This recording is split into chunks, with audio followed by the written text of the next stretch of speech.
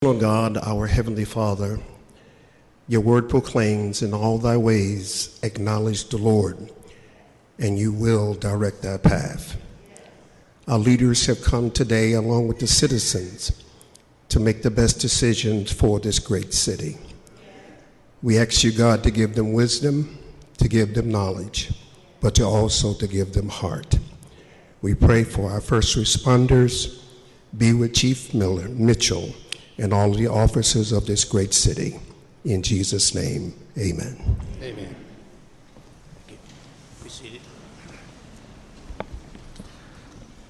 I'd like to welcome everyone to hopefully our last meeting in this facility, beginning in October 4th, first meeting in October. We'll be in Building C, or the new City Hall over on at 110 Academy Street.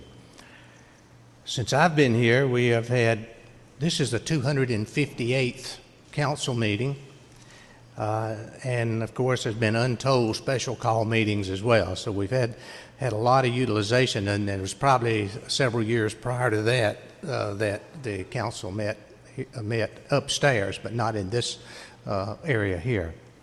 But once again, welcome, and to everyone, appreciate you being here, and we'll get moving right now. We have a consideration to approve our agenda. We will add to the agenda an executive session to discuss some real estate, litigation, and personnel. So it's a little bit of everything on that one. So are there any other changes? Ms. McGrew? I would like a council-introduced item about zoning, and it's nothing lengthy. I just want to plant a seed of thought that we can put on the agenda for October. Okay, Councilor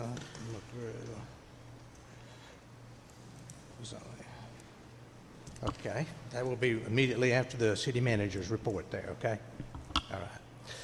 Anything else to the agenda? Yes, ma'am. I don't think I need to we won't change the agenda, but during the council introduced items, I have an announcement I want to make about town meal. Okay, well, let me just add that on there under council introduced items as well. Wilson, town meal. Okay, anything else? If not, I'll entertain a motion to approve the agenda as amended. Mr. Goodwin made the motion. I believe Ms. Wilson seconded the motion. All in favor signify by saying aye. Aye. Opposed, no. All members voting for the motion. Okay, you have in your agenda package the draft minutes from a September the 6th meeting. Is there any corrections, changes, or deletions to be made to that? Motion to approve. Second. Mr. Grant made a motion to approve. Mr. Yawn seconded that motion. Is there any other questions or discussion? If not, those in favor signify by saying aye. Aye. Opposed, no. All members voting for the motion. Thank you. Okay, 10-minute public input period, which once again may last a little longer than 10 minutes, but we would like everyone who has signed up to have an opportunity to speak. Probably going to ask our city manager once again if he would do a timing, and let's try to keep this to about 3 minutes each. I think we can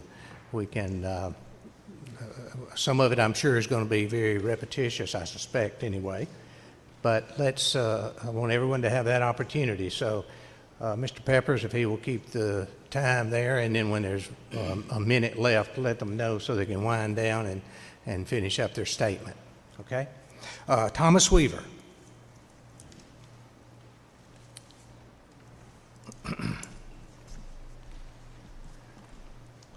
Mr. Mayor, members of council, good evening. My name is Thomas Weaver. I reside at 131 Old Marietta Road here in Canton, Georgia.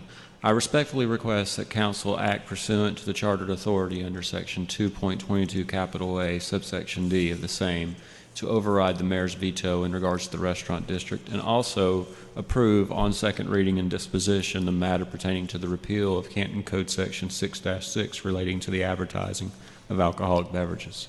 Free market reforms is positive for capitalist market gains in my belief, and I think that this is something that council should act on as appropriate. Further, I did visit the new City Hall facility, and I noticed as I walked around through the Panera Bread. I went and ventured over there before the Ethics Board meeting, and I noticed that at the corner of Archer and Academy Street, there to the very front and left beside the new City Hall building and the Harris development properties, that there's no adequate crosswalk space at that four-way. So I would ask that City Council direct the City's administration, if Council deems it appropriate, to investigate as to whether or not it be appropriate to install a crosswalk at that junction. But with that, I conclude my remarks. Thank you. Thank you. Brittany Rogers.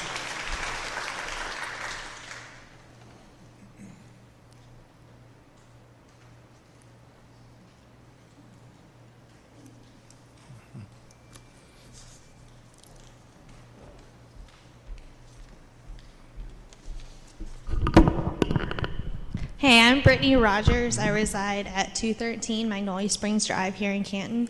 I wanted to go ahead and thank you guys for letting me have a moment to speak. I came here at the last meeting and felt an overwhelming need to go ahead and say a few things this time. Each and every one of you was put on the council to represent our views, our beliefs, our opinions, and our wishes. You were put on the council to vote the way that we ourselves would. As the vote stood, we the people who cared enough to come said no and pleaded with you to do the same. The vote was 14-3. That's 82%. I don't know about your house, but growing up, it was hard for 82% of my family just to decide on what we wanted for dinner, much less something so controversial. I know some of you brought up that people outside of the meeting had spoken to you and said that they just didn't care. They didn't understand what big deal it was to have this going on in Canton. But you know who showed up? Those who cared enough to stay until 9 p.m. for a vote from those who didn't seem to care what facts were brought up, how much we pleaded, or in general, what we had to say. Because your votes were fixed before you walked into the building. Those same people who just didn't care enough to show up to the City Hall meeting won't care enough to show up to the polls on Election Day. But you can bet every one of us 14 will. And we'll tell and remind everyone we know just what our opinions meant to each and every one of you.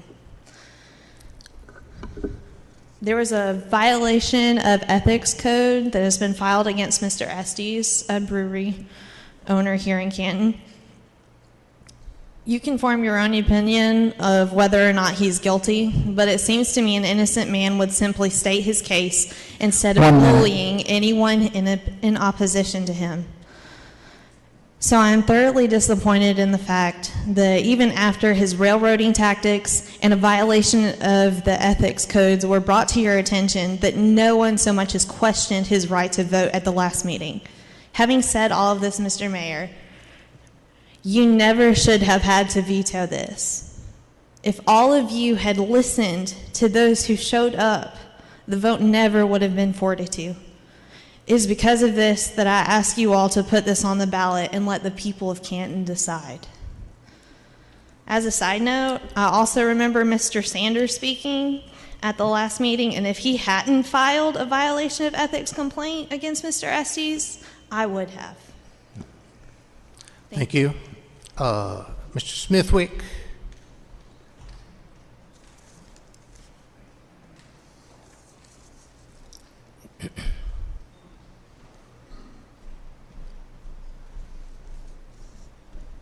Yes, my name is Horace Smithwick. I live at 462 Fincher Road, Canton, Georgia. I've lived at this residence for 42 years, and I was born in Cherokee County. And I remember how Cherokee County used to be and how Canton used to be, but those are used to be days. My father took his life because of alcohol and drugs. And my sister got killed in an automobile wreck in 1981. Her and 4 others was in the car, and 3 of them died in that accident where they was hit by a drunken driver down at Lennox Road and Roswell Road. This is a long time ago. But I'm against alcohol in any form, whether you serve it in a restaurant or whether you serve it in your house or whether you serve it on the streets. But I know this much, the more you make alcohol available to people, the more tragedy happens in the lives of families. Children die, parents die. Man, I know nobody makes people drink this stuff, but they drink it anyway for whatever reason. I'm against it. Thank you. Thank you. Stephanie Forte?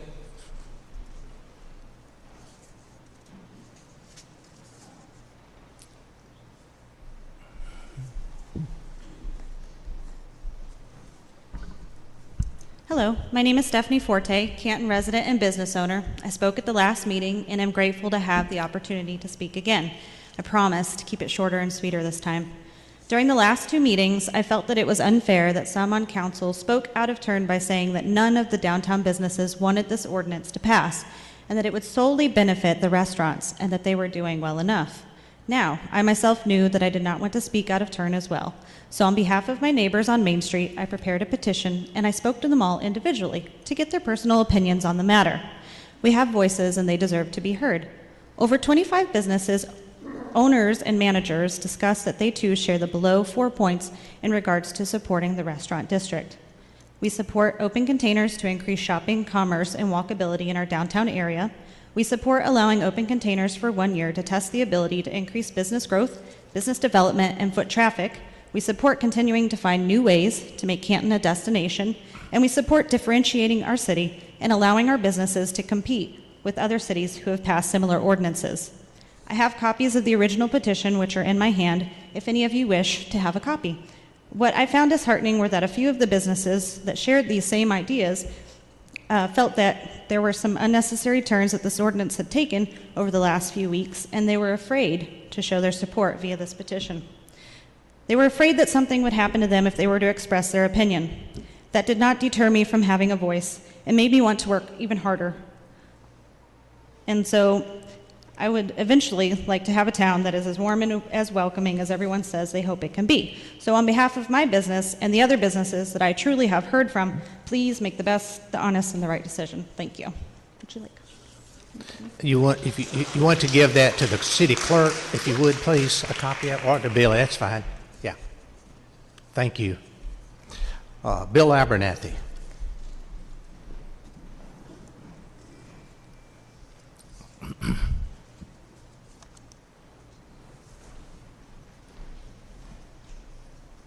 Mr. Chairman and council members, I'm Bill Abernathy, live at 497 Sweetwater Creek, and I've been in Cherokee County just about all my life.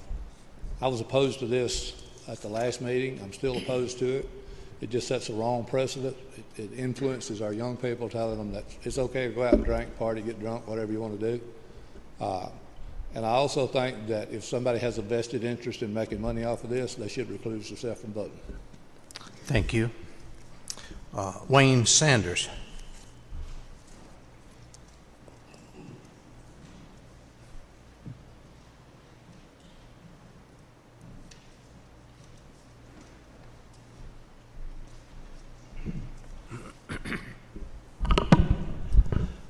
I'm Wayne Sanders, also known as Stephen Sanders. I'm the one that filed the ethics complaint against Mr. Estes. I stand by that. I think it was the right thing to do. And I just wanted to say to some of the his activities since then that his integrity or lack of, I thought was very childish on how he drug this thing through Facebook, put my name and address out on Facebook. That is not very responsible, in my opinion. That's just my opinion. But right now, I have found out something that's probably even worse than this ethics thing. And I have information that I'm looking into, and I feel like and pretty sure that the state of Georgia Open Meetings Act has been violated in bringing all this together over the past few weeks. And we'll be looking on into that, and you'll be hearing about it. And I'm against this. Thank you. Billy Edmondson.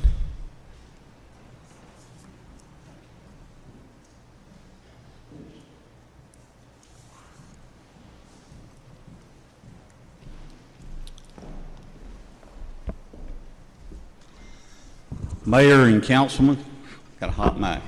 I'd like to just say that I appreciate what each one of you do. I know y'all probably think I don't, but I do. I pray for each one of you, and some of you may not say, I hope he didn't, but I do. And it's what Horace was telling you. He's our associate minister there at Sioux Tally Baptist Church, was that his sister had graduated from Tennessee Temple, and she also took tours. I mean, that's what her job was as a travel agent at that time, into Israel. And they had 2 families from Israel in that car that got hit. And it wasn't that they got hit by a drunken driver and it took their life. It took his sister's life. One person lived out of that car and was damaged for the rest of their life. But this was not the first time. This man got off the $800 fine. It was his second time. I know the laws has changed, but it affects the family on and on and on. You can't just change and put that back together again. I still feel like this is going to be hard to police.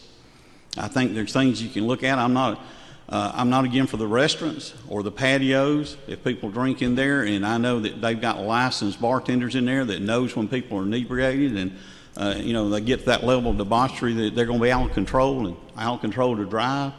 I understand that, but the part that I guess gets me is I don't believe you can police this. I don't think there's no way. It's going to be violated in ways that it's just going to be too hard to police. It's going to get out of control. I wouldn't want it on my hands, and that's all I'd say. My stand is that you do not overturn the veto. The veto stands, sustained. And thank y'all. Thank you. Leon Gramlin.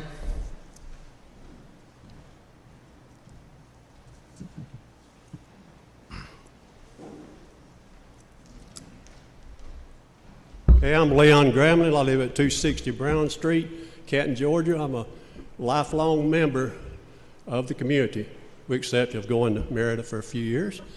And I'm a longtime voter. And each of y'all should remember that. Not only me, for all the other voters. And I am adamantly opposed to this district, whatever you call it this week. Doesn't matter if it's entertainment or restaurant, whatever it's called. I am deeply opposed to it. Thank you. Thank you. Gary Lamb.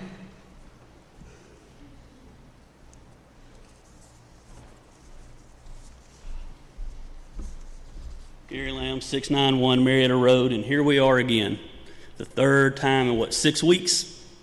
I chose to live in this city 15 years ago, and I have to honestly say I've never been more embarrassed to be a resident of Canton. The publicity that has come from this is embarrassing. The news is embarrassing. The newspapers is embarrassing.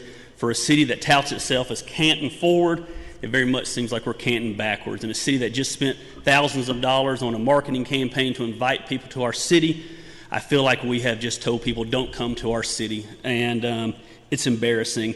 In my role as a pastor, I've been a pastor in this community for 15 years. I've had the honor of being next to people as they take their last breaths, and there's a thing called the death groan. And when someone's about to pass away and pass on, they get this death groan, and I feel like there's members on our council that are giving the death groan, and they know that they're losing the Canton that they want it to be, and they're trying to stop progress, and the pettiness of this situation has literally been an embarrassment. I'm shocked that people on this council who have done such great work for our city, who have built a phenomenal legacy in our city, are willing to destroy their legacy over what appears to be a personal grudge and a personal vendetta. I'm for the proposal. Thank you. John Bennett. John Bennett. Oh.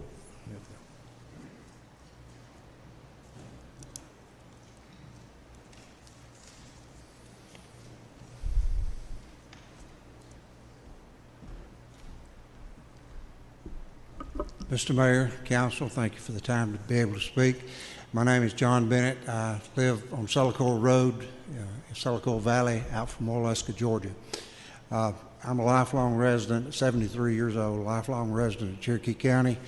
My family moved into Cherokee County 172 years ago. So we know what it is to live in Cherokee County. I want to commend the mayor for his veto of this resolution that passed. I know there are a lot of things that can be considered. There are a lot of difficult decisions. I've served on a number of boards and such, and I know we all have to make some difficult decisions. What we're dealing with here, I think, gets down to just basics, what's best for the community. I realize there's some economic decisions to be made here. I know there's some benefits from what are supposed to be taking place with this as it's presented at this point.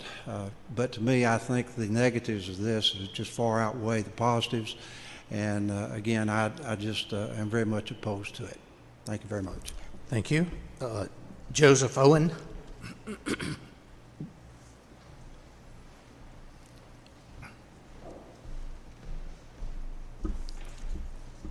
Good evening. My name is Joseph Owen. I live at 161 Carmel Ridge Road in Canton, Georgia. I was born and raised in Cherokee County. I'm 48 years old. For the past 20 years, I've ministered in various churches here in the community, and I currently serve as a children's pastor at Action Church. I just wanted to come up here and state that, number one, I am for this restaurant district to be passed. But number two, I've taken the time, especially after what's transpired over the past couple of weeks, to do a little bit of research myself. And I've looked at communities, not just in the state of Georgia, but other communities around our nation that have implemented restaurant districts like this. I've seen where communities that were dying communities all across the United States implement something where there's an open container ordinance that revitalized that area, brought new business into that community.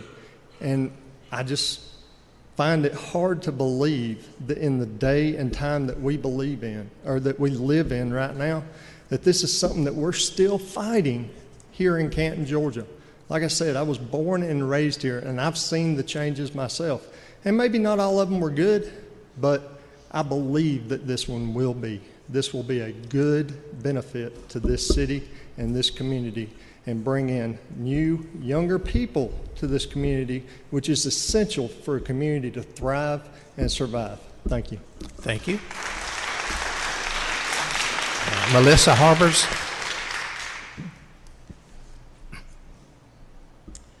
Melissa Harbers, an actual City of Canton resident and city taxpayer. I want to begin by examining the Code of the City of Canton, Article 10 intent.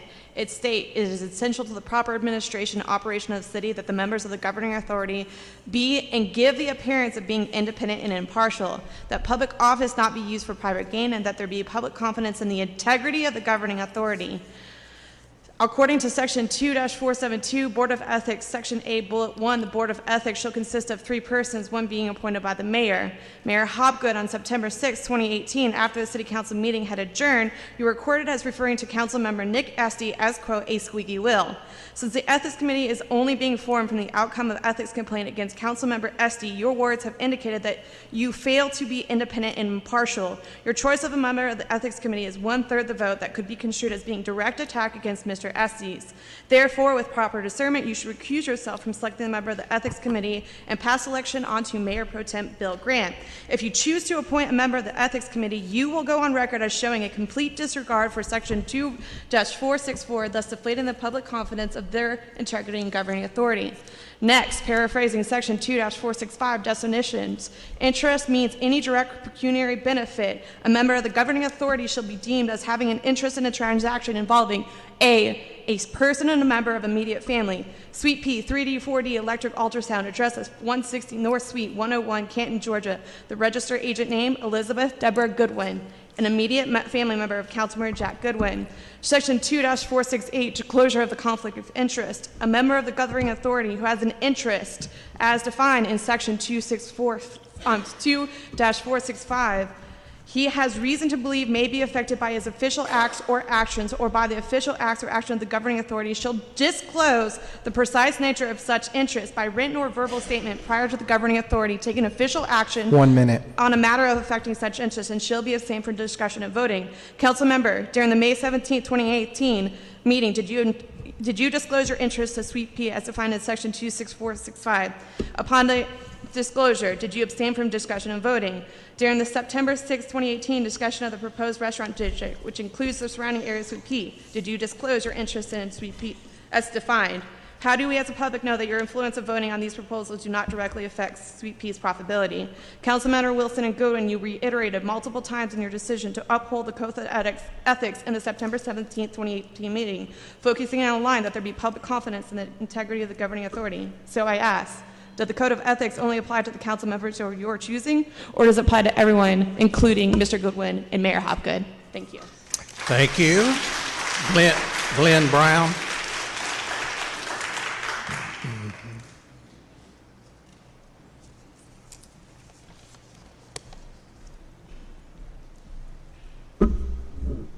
My name's Glenn Brown. I don't know how I'm going to follow up on that smackdown. But I think what she says is she's disgusted. She's disgusted because you can't turn your mic off. And you're talking about squeaky wheels and dingbats, and then you're going to assign a dingbat to do the ethics. That's what you're saying. Yeah, she will just scream to anything. So what she's saying is that there's all kinds of corruption, and there's disgust. It's disgust. I'm disgusted. I am not a Canton resident. I don't live within the city of Canton. I live in Woodstock, where I have a great, nice restaurant district.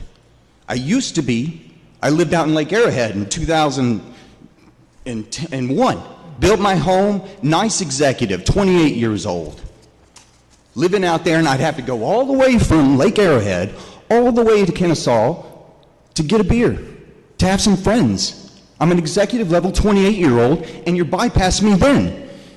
And I thought, well, I love that you're on this, because you, about 2 meetings ago, described the whole Riverstone debacle whenever we had a lot of hypes about business being built and malls and everything else, and I was going to buy into that. I started an AV company. By the way, I own my own AV company here in Woodstock.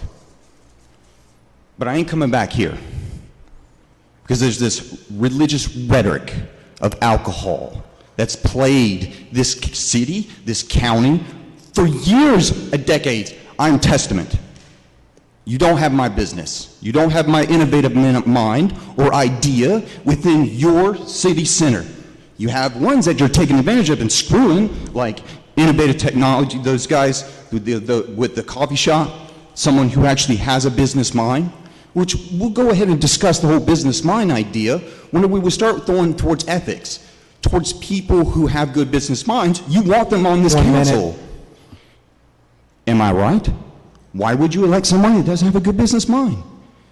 And then you can't just take the evidence and say there's no evidence and then pass it on to a board we don't even have, in which you, Mayor Hopgood, are going to assign a major majority of it, and you did it right at the beginning. And the only one that had a mind to know what was going on was Mr. Dyer. But everybody sees it. We all see it. Stop with the alcohol rhetoric and religious stuff. You want to know what a Christian is? I know what a Christian is. Someone who stands up. If you see somebody coming across acting like a weird alcoholic zombie across your path, act like a good citizen, act like a Christian, have something to say, embarrass them. That's the best form. Embarrass them. Time. Denise Simple, please. Denise Simple.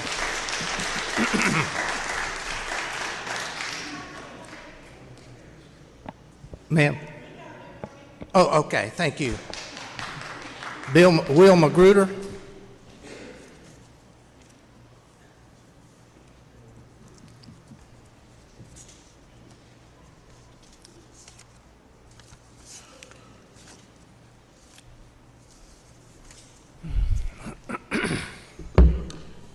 Good evening, I'm Will Magruder. I'm still asking the question, what about the ordinance was so important, and what was the rush to railroad it through that it made it okay to disregard council policy? That this council took an oath to uphold. The Tribune quoted a posting by Mr. Estes on social media, quote, "At no point in time did I ever consider myself to be in violation of any ordinances," end of quote. That oath was to uphold all city regulations, policies, rules, and so forth, including how an ordinance is to be presented, not the way it was done in this ordinance, which intentionally kept it from public scrutiny, and then at the next 2 meetings was disregarded again. In the same newspaper story, Mr. Estes is quoted as saying, quote, "In a year, we're going to see new faces governing Canton," end of quote. So it seems that Moses and his street drinking crowd are going to lead Canton out of what they consider the wilderness. God forbid. Canton has survived previous Moseses. Many of you on this council have been part of this administration, led by Mayor Hobgood, that has brought the city back from huge debt and that has continued to move Canton forward. Our park expansion, the efforts to save many historic buildings such as the old Canton Grammar School building and the mill office building, the reinvigoration of downtown, the active participation of citizens in various committees and boards are a few of the accomplishments we have seen in the last few years. Cantonians are proud to identify with these achievements. We abhor the idea of being tied to alcohol. Thank you. Thank you. Larry Poole, Joel.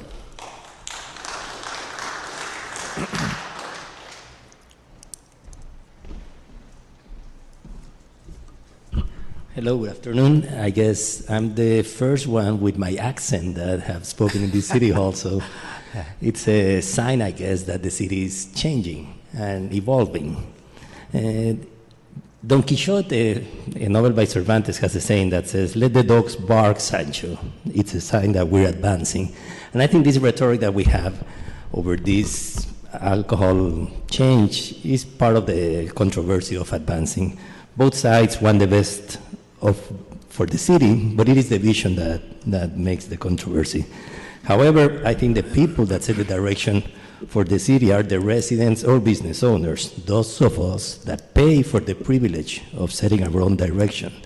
Thus, I ask non-city residents probably to abstain from giving an opinion or wait until the end after we taxpayers speak. I remind that it is thanks to the growth of all newcomers that are here in recent years that we have now first-class hospital, good physicians, shopping options. You can choose among home improvement stores, first-class dining options, as well as modest chain restaurants. All that comes with growth. So I do not understand where the vocal opposers to change, and among them this restaurant district, were when similar ordinances were passed in Woodstock and Agworth. Why we didn't hear this opposition in those cities? Why Canton in specific? I support the creation of the restaurant district. I supported it back in the original form of 2016 when the petition signed by every business owner in downtown was forwarded to mayor and council. Pardon me, not business owners, retail businesses in downtown Canton. That petition was given lip service and never moved forward, so I was very happy when Mr. Estes brought it again 2 years later. 1 minute. Evidence shows that area with a relaxed atmosphere thrive. Evidence shows that when a drink is in hand, it contributes to that relaxed atmosphere. In my example, rather than wait 1 hour for a table in one of the restaurants, you can wander around our city and discover. You can discover there's a shoe cobbler, a Latin American restaurant. We have 2 coffee shops. You can buy women's clothes, antiques, home decor within 2 blocks. You can even go dancing to 2 places in downtown. But people do not discover it if they don't wander around. Can this be relaxed? Can visitors discover this in the more relaxed walking district? Probably they will. Will that drive the public to drunkenness? Evidence shows to the contrary. Will it increase the number of visitors? Evidence shows it does. Is the restaurant district necessary for Canton to thrive? Probably not. Probably not necessarily, but instrumental in one more piece. Please ratify the restaurant district. Please vote yes. Thank you. Bill Kell. Bill Kell.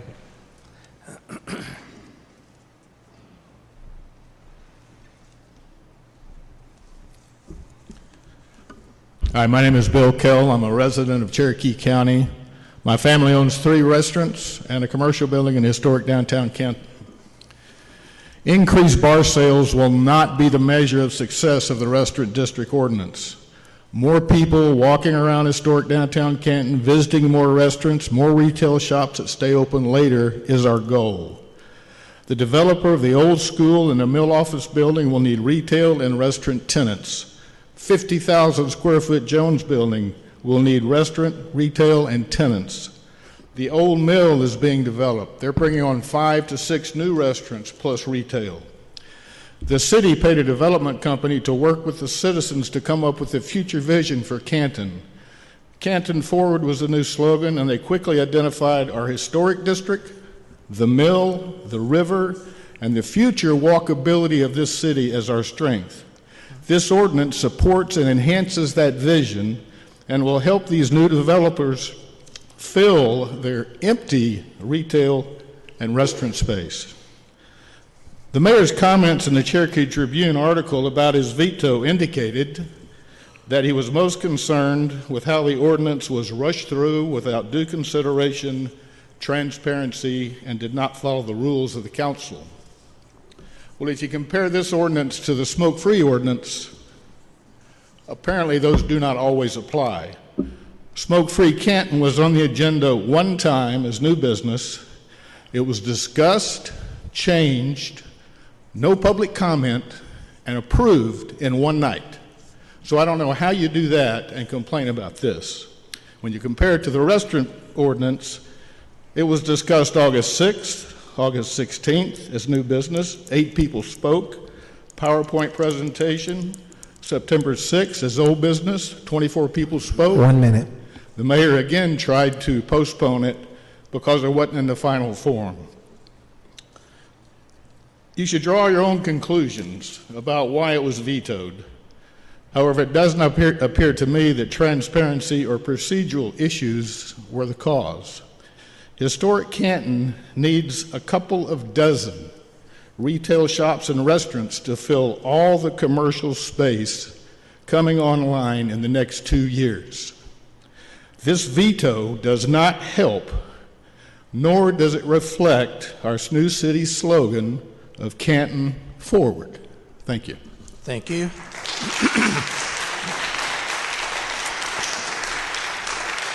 Ari Duncan. Say Ari Duncan. Right.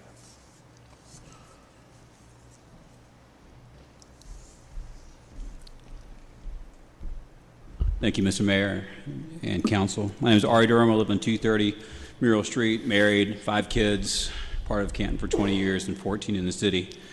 Hasty. The last meeting weeks ago was hasty. The rush to vote, the vote to vote, the lack of public input, the disregard of the citizens of Canton, and public scrutiny. It's quite embarrassing, actually. For many, a disrespect to the broader community for the interests of the few, but important few, because we all should be heard. Thankfully, the ordinance was voted against. And I'm not embarrassed that this has slowed down because it's given us a chance to hear from the rest of the city citizens.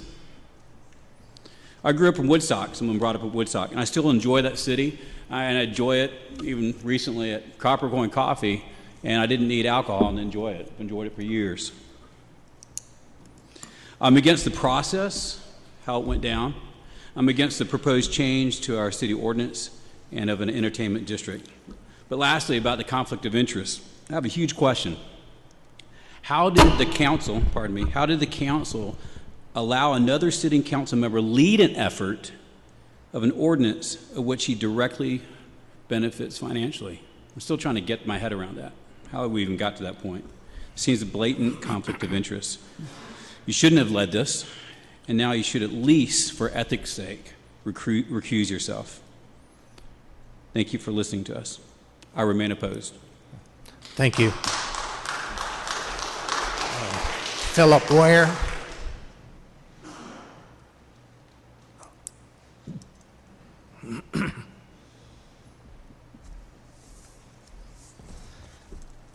Good evening, Mr. Mayor, Council. My name is Philip Ware. I'm about a 45-year resident of Cherokee County. I want to say this to you. Last meeting, there was a term that was used that I found very interesting, and it was related to y'all about legislating morality. I checked with Mr. Webster about the meaning of morality. Morality, according to Mr. Webster, is the rightness or the wrongness of an action. It did not say anything about religion. So my religion is my religion, has nothing to do with what I'm saying right now. But what I'm saying right now is this. The same as you legislate smoking and the restriction of smoking in Canton, or the restriction of speeding, you do those things in regard to what we are likely to do to one another. In other words, is it right for me to smoke and cause cancer, a disease? Or is it right for me to speed and cause someone to be hurt or killed by my speeding? Do I have that right? No, I don't have that right, because it inflicts harm to someone else. When you take your drink from the private area into the public area, that everyone, even alcoholics. Now, I'm sure that you're all aware that alcoholism is a disease caused by alcohol. Lung cancer, we know, is caused a lot by cigarettes. Alcoholism is a disease. And when you take your private drink into the public domain, and I'm walking my daughter, who is an alcoholic, who is actually in Penfield doing very well and has become an employee of the facility, helping other ladies get free of alcohol and deal with their disease. But I can't take her and walk through this district that is a public domain because someone wants to take their alcohol and put it in the area that belongs to all of us. It is moral to restrict this. It is moral because it's right. It's not religion. It is either right or wrong. I beg you to do the right thing and restrict this and protect us the same as you do with the speeding, the smoking, and all the other laws that are moral laws. Thank you. Okay, that is all of our public input. That was a long 10 minutes, but we got through it. So now we will consider the veto of the restaurant district ordinance. And I'd like to preface my reading of the veto by saying that this issue has generated more conversation, as you know, than in recent years for the city. We have a good council with good people trying to do a job in an environment that is not quite so forgiving. But that's how our system works for controversial and divisive issues. There is no personal animosity on my part for anyone with a differing opinion, and I'm sure our council feels the same way. Yet there are those who feel so strongly about the issue, one way or the other, that they are willing to be disrespectful, vengeful, even threatening toward council members. That has no place in our discussion. I do want to thank all those who've taken the time to email me, call me, post on Facebook, or just stop me on the street or come up to my table in a restaurant to thank me and provide their support for this veto. I also want to thank those who have made it very clear that this issue is important to them and they support it. This is how we're supposed to make decisions, through adequate public input. In the legislative process of this council, we have a limited system of checks and balances. The city charter provides the mayor with the authority to veto any ordinance. This is rarely used by the mayor, except in cases where there is a serious division in the council as to whether this is something good or something not so good for our city, or for other problems that the mayor may believe exist with the ordinance. I represent not only those who don't want something, but those who want something as well. I have to weigh both sides of an issue, and believe me, there are two sides on this issue. I believe it is my obligation as mayor to make sure that the legislative branch of our city government, the council, is absolutely certain that this is the path they wish to take by passing the ordinance. This ordinance, as adopted, has numerous problems, in my opinion, which potentially could invalidate the ordinance. A veto only asks the council to reconsider the issue and any information that may not have been adequately considered prior to their previously voting on the issue. I am so proud of our council for taking some very progressive steps in the past. Once again, the banning of the retail sale of puppies and kittens, very proud. I'm also proud of the council for considering the health of our city by making our city a smoke-free city. But it seems a slight contradiction that we would consider the health of our city by banning smoking and then the city encouraging drinking on the streets and sidewalks of Canton. There are definite benefits to the general public by banning the retail sale of puppies and kittens, and definite benefits to the public to ban smoking on the streets of Canton. But what exactly are the benefits to the general public of encouraging alcohol onto our streets? Alcohol is a factor in 40% of all violent crimes today. It appears to me that there are many more potential problems and risks than benefits. I have vetoed the restaurant district ordinance for a number of reasons, the least of which is not that the process was tainted from the very start and lacked openness and transparency, unlike any ordinance process in my past 11 years. This is a very important issue, and that is something I'm not proud of. What we as mayor and council do here today is not for those who may agree or disagree with us now, but for the future of our city. That is the council's decision, and one based on what is best for the city and not on a contest of emails. In accordance with Article 2, Section 2.22a of the Charter of the City of Canton, I am this day vetoing the restaurant. This was September the 11th, I believe. District amendment to the City of Canton's alcohol ordinance as passed by the City of Council on September the 6th, 2018. Following are the reasons for the veto. The ordinance does not comply with Section 2.22 of the City Charter Ordinance Form and Procedures. Section 2.22 of our charter states that every proposed ordinance should be in writing and in the form for final adoption. The Restaurant District Ordinance, which was publicly advertised on September the 6th agenda, which was in writing and in the final form for adoption, did not include 3 amendments which were verbally added to the ordinance just prior to its adoption. No council member nor any member of the public had the opportunity to see the full proposed ordinance in writing for their discussion, understanding, and consideration in the form required for final adoption.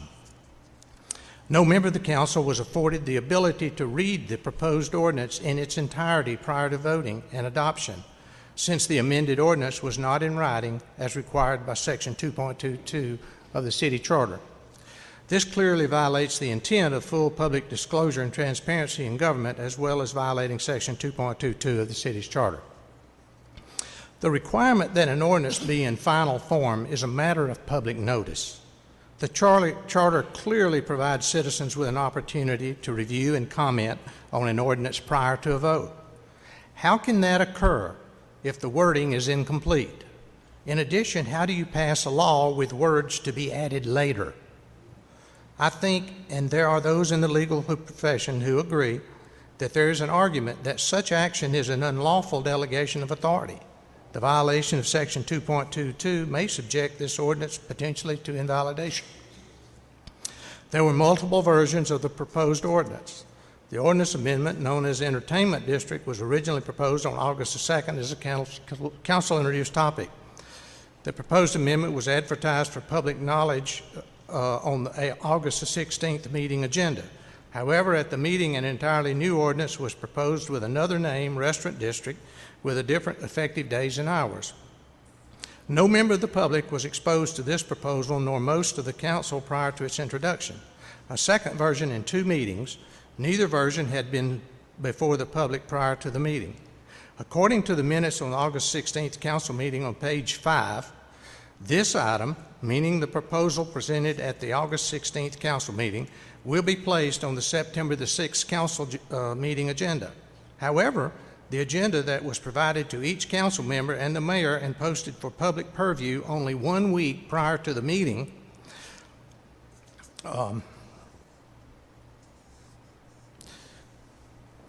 and provided to each council member, posted for public view only one week prior to the meeting, was entirely different than the proposed amendment discussed at the August 16th council meeting, and which the council minutes reflected would be on the September the 6th agenda. A third version of the proposed amendment in as many meetings indicates to me a lack of confidence in the proposal by the council members. And the council's uncertainty furthermore indicates that the process lacked timely consideration and public transparency that should be required of all proposed ordinances. The ordinance is clearly unenforceable, in my opinion. There have been no provisions regarding public safety for the newly created district. Allowing alcohol on the streets of Canton without adequate public safety personnel is clearly a threat to the safety of families and citizens patronizing our great downtown restaurants at night.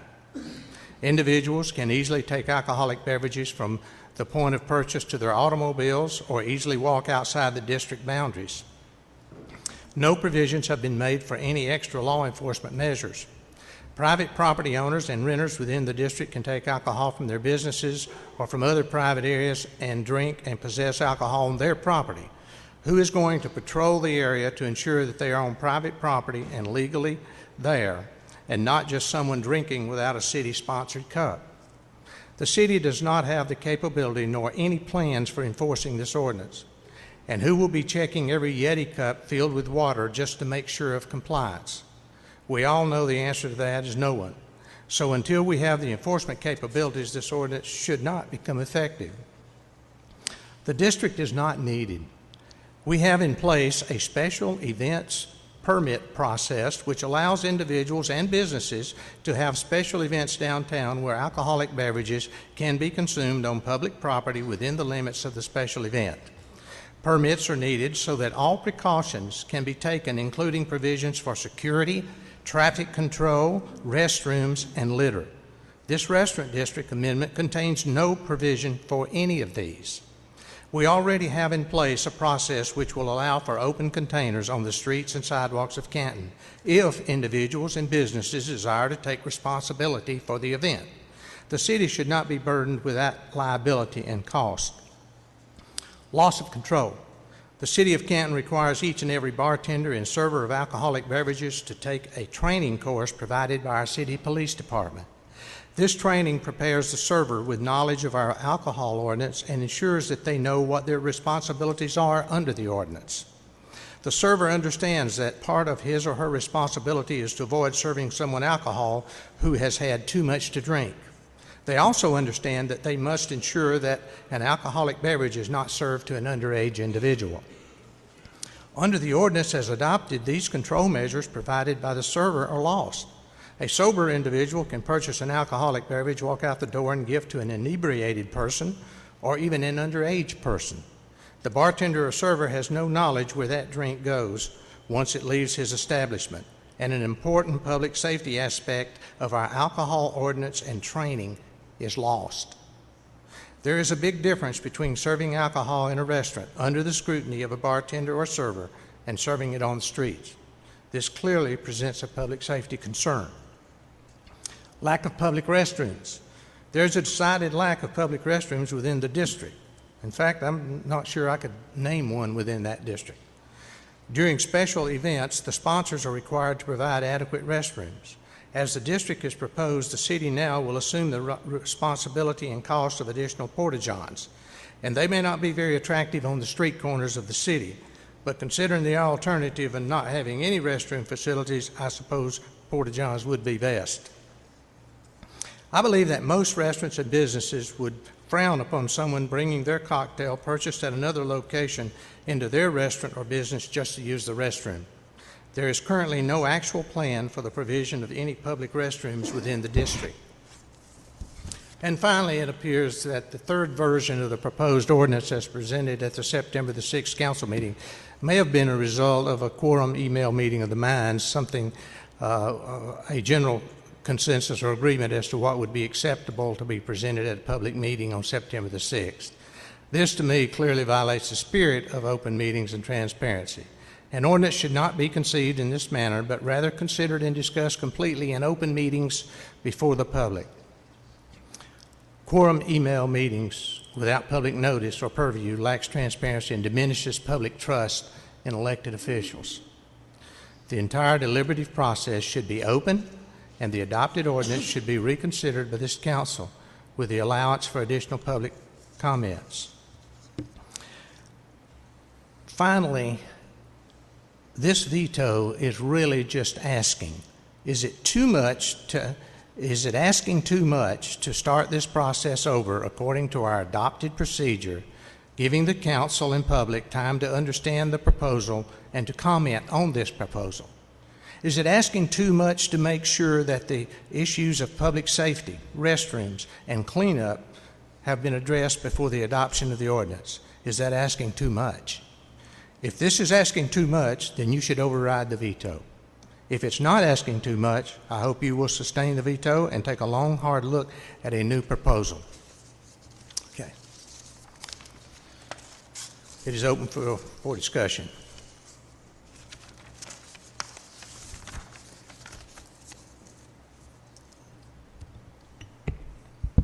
Motion to override. Second. We have a motion by Mr. Grant to override, seconded by Ms. McGrew. Is there any other comments or questions? Okay, if not, those are in favor signify by saying aye. Wait. Oh, I'm sorry. Mr. Young had a comment before we vote. I have made my feelings about the ordinance very clear, I believe.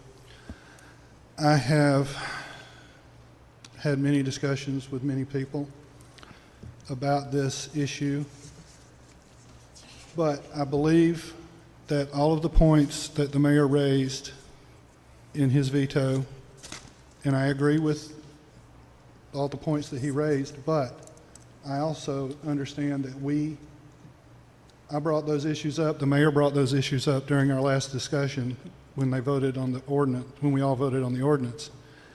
And I feel that the council made their wishes very plain in regards to those issues, that they chose to override them, overlook them, and move forward. I see this as a separate issue from the ordinance itself. I do not agree with the ordinance. If we were voting on the ordinance again today, I would vote no, no question. But I believe that the council has made their wishes very plain, and I do not agree that in dragging this out any further. I believe we move forward, try to make the best of the situation we have, and see what we can do moving forward. So I just wanted to say that before we had the vote. I don't really want to get into the ordinance a whole lot, other than to say that everyone says there are no issues in areas with these ordinances. There may not be anything official.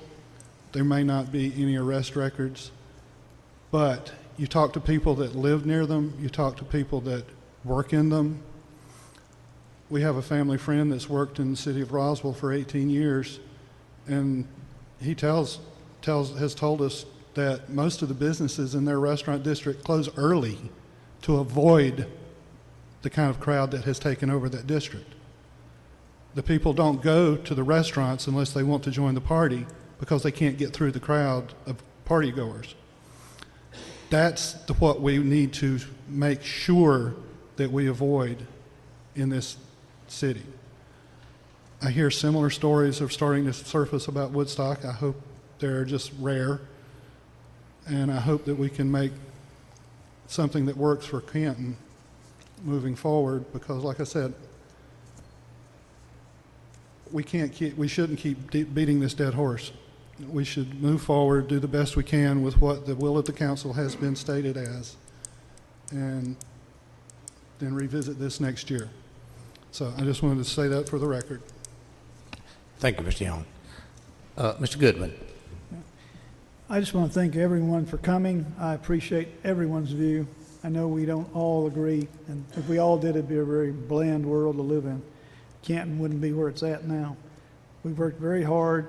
All of you have contributed. We appreciate it. We have hard decisions to make very often. I think this council's done a great job, and councils before it. When we came into office a long time ago, this city was in great debt. It's done really well. It's positioned to become really a thriving city, being 35 miles north of Atlanta. It's going to happen. We have to be ready. But I think what Mr. Yon brought up, and also the mayor, that we should not be in such a rush, that we should plan this instead of just going ahead and doing things that we might regret. And if it costs one life, just one life, that's too much. That's been my concern for the whole thing. Thank you. Thank you, Mr. Goodwin. Anyone else? Okay. We have a motion and a second. All in favor signify by saying aye. Aye. Opposed, no. One no. All yes, yes. Okay. Motion to override is approved. Now we can move on to other business finally. Okay. All right. But this is how our system works. This is how it works or doesn't work. And I want to say one thing about that I think so many people misunderstood from the veto standpoint. This is not like a presidential veto. It doesn't put an end to it, believe me. As you can see tonight, all this asks is allows the mayor to ask the council to make sure this is what you want to do. Review your information and all the input that you have. Are you sure this is what you want to do? That's all it is. It's an extremely weak veto. I wish it were stronger, but it's not. So anyway, that's what it is. But it's been a good, and I'd like to thank everyone for their civility and in the discussion. We've had some good discussion. I've got friends on both sides of the issue, and it makes it even tougher for everyone, I think, when you do that. But that's why we get the big bucks here. All right. Next item.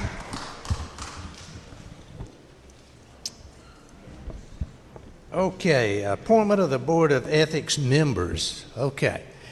Now, our charter, I believe, allows for the appointment of an ethics board, and the appointment basically is I believe, and city attorney can correct me if I'm wrong, the ethics board allows the mayor to make one appointment. It allows the council to make one appointment, and then those two appointees then, as I understand it, would appoint an attorney in good standing with the bar. I think we've got one or two of those that lives in the city of Canton, so which would be the third member. Inasmuch as the council's decision has nothing to do with me and I do not participate in that decision, I'm going to ask the Mayor Pro Tem, Mr. Grant, if he would kind of handle that end of it at this time. Thank you. This is one of those unexpected job perks. Well, first, I'd like to ask Mr. Dyer to comment on the Georgia Supreme Court's recent ruling on the Board of Ethics case he emailed us about today in a moment. But also, I have some big concerns about making appointments tonight for multiple reasons. First of all, we were just informed of this situation 3 days ago. Also, our Code of Ethics requires us to already have in place the Ethics Board, ensuring appointments are not made with any particular case in mind. And I find it difficult to consider appointments for the next 2 years without considering the current or possible pending cases in mind in this instance. Therefore, I'd like my fellow council members to consider another scenario. Tonight, can we simply hit the pause button for 60 to 90 days by not making a council appointment to the Ethics Board? This would allow the current and any possible pending cases on this matter to simply expire. Instead, we can commit to spending the next 60 to 90 days in a more productive manner by reviewing and revising our Code of Ethics into a much more robust, fair, and impartial process. Other cities have strengthened their Code of Ethics by going above and beyond the state's template. Some of the processes include an ethics board of 9 to 15 citizens or attorneys appointed by the mayor and council to serve over a 2 to 3 year period.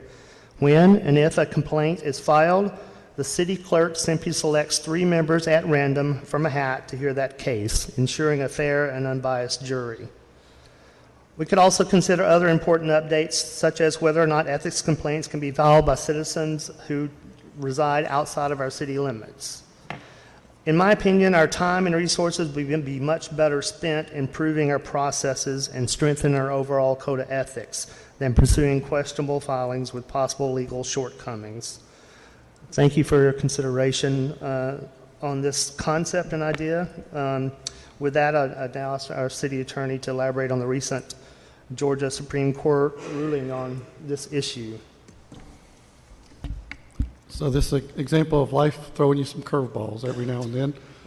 So 3 weeks ago, the Georgia Supreme Court issued a ruling in a case involving a challenge to the DeKalb County Board of Ethics. DeKalb County had passed it was local legislation that was actually approved by the voters in a referendum. And it allowed some members of the Board of Ethics to be appointed by private entities, the Chamber of Commerce, the local DeKalb County Bar Association, all universities in the county. So there were some private entities naming members. The Georgia Supreme Court ruled that that was unconstitutional, that appointment process was unconstitutional because it allowed people who are going to be doing public governmental functions to be appointed by people who weren't elected. So all the members would have to be appointed by you directly or be elected. Obviously, you can appoint them. I brought that to your attention just because our ethics ordinance, like many, because it's a GMA sample form, this was one of the options for picking members, which was to have one named by the mayor, one named by the council, and then the third named by those 2 people. So my concern, the question, is whether our ordinance is invalid or not, because it allows these private individuals to name a party. Ours does have, it's not just the named by those 2 people, it has to be approved by the council, so we do have that step. Ultimately, it's approved by the elected officials. The question that I can't answer is, since the council is not doesn't have full discretion because it only can deal with people brought to them, whether that matters or not. I don't know.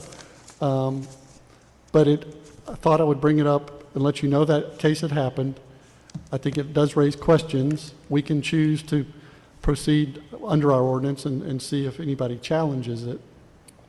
And even if it's challenged, we can defend it, because at least there's that argument to be made. But it is something unfortunately it came up in this particular time, but it is something we need to think about. I kind of poked around a little bit. It's all across the board on how you appoint the members. There are also jurisdictions, and in Cherokee County, Ball Ground does this, they have the municipal judge decide ethics complaints, with the idea being that that's a place where they're used to making decisions like that.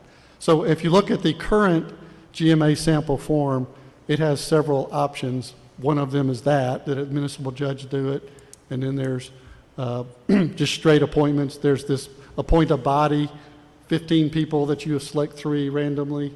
Those are different ways to do it.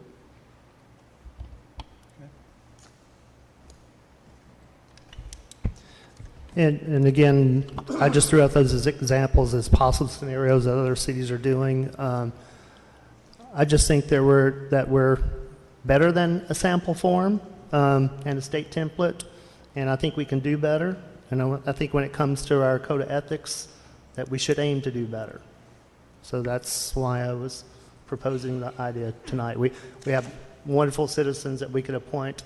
I think we've all thrown out names, and I'd be comfortable with any one of them, but I just wanted to propose a different scenario tonight to try to raise the bar for all of us. I just had a question. So where does that leave us, Bobby, with the complaint that's before us now? I like the idea of re-looking at the ethics code, because when I served on the the investigating panel on Monday, there were some things that were just didn't pan out. Some things were just didn't seem right to me. So I'm in favor of waiting and redoing our code, but I'm just asking, where does that leave us with this particular issue? If you don't appoint a Board of Ethics, then there's no Board of Ethics to hear the complaint. And I think that, if I understand Mr. Grant, that's what he's suggesting. It would expire after, it would be dismissed according to the ordinance if it's not heard within 60 days. That doesn't mean it couldn't be refiled, because anything filed within 6 months of the incident, which could be, so depending on how quickly you acted. So, but no, if it's not heard within 60 days, then it's dismissed. So right now, there is no Board of Ethics to hear it.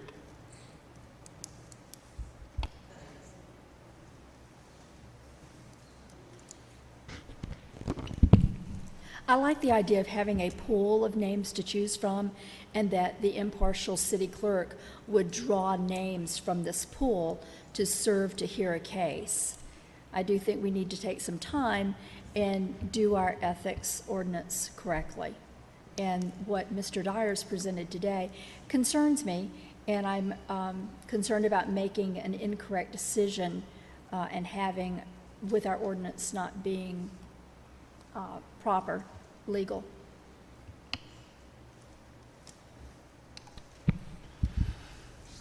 I also want to share Ms. Wilson's view that this needs a hard look at.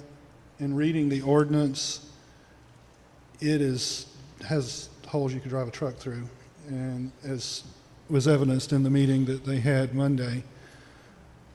That being said, it was the ordinance on record that a citizen filed a complaint under that met the form and was recommended to go to the ethics board. Our failure to have put an ethics board in place, I do not think negates the public's right to have their complaints heard, whatever that decision may wind up being. So while I agree that we absolutely need to look at this and we absolutely need to make some changes and update, I like the pool idea very much. That way you take personalities out of the equation. But we are stuck with the ordinance we have for this instance, and it was made with the expectation that it would follow all of our procedures. So I think we have an obligation to go forward with this and then try to make it better for the future. Because our mistake should not deprive the people that relied on it their due process either. And it would leave a question hanging for however long it took us to get this process done for someone to refile. So that's just my 2 cents. Thanks, Ferris.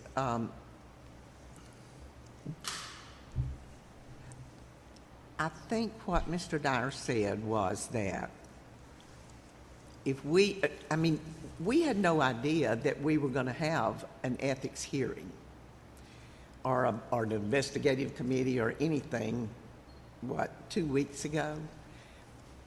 Because we don't have an ethics board in place now, I feel like if we put one in place now, we've heard so many opinions that it might color it. And I think I heard Mr. Dyer say that there's no provision that says that you can't refile any kind of ethics violation that you feel is a valid violation. Is that right? It wouldn't negate anything. It can be refiled within 60 days, did you say? Let me check that. There is the thing about dismissal.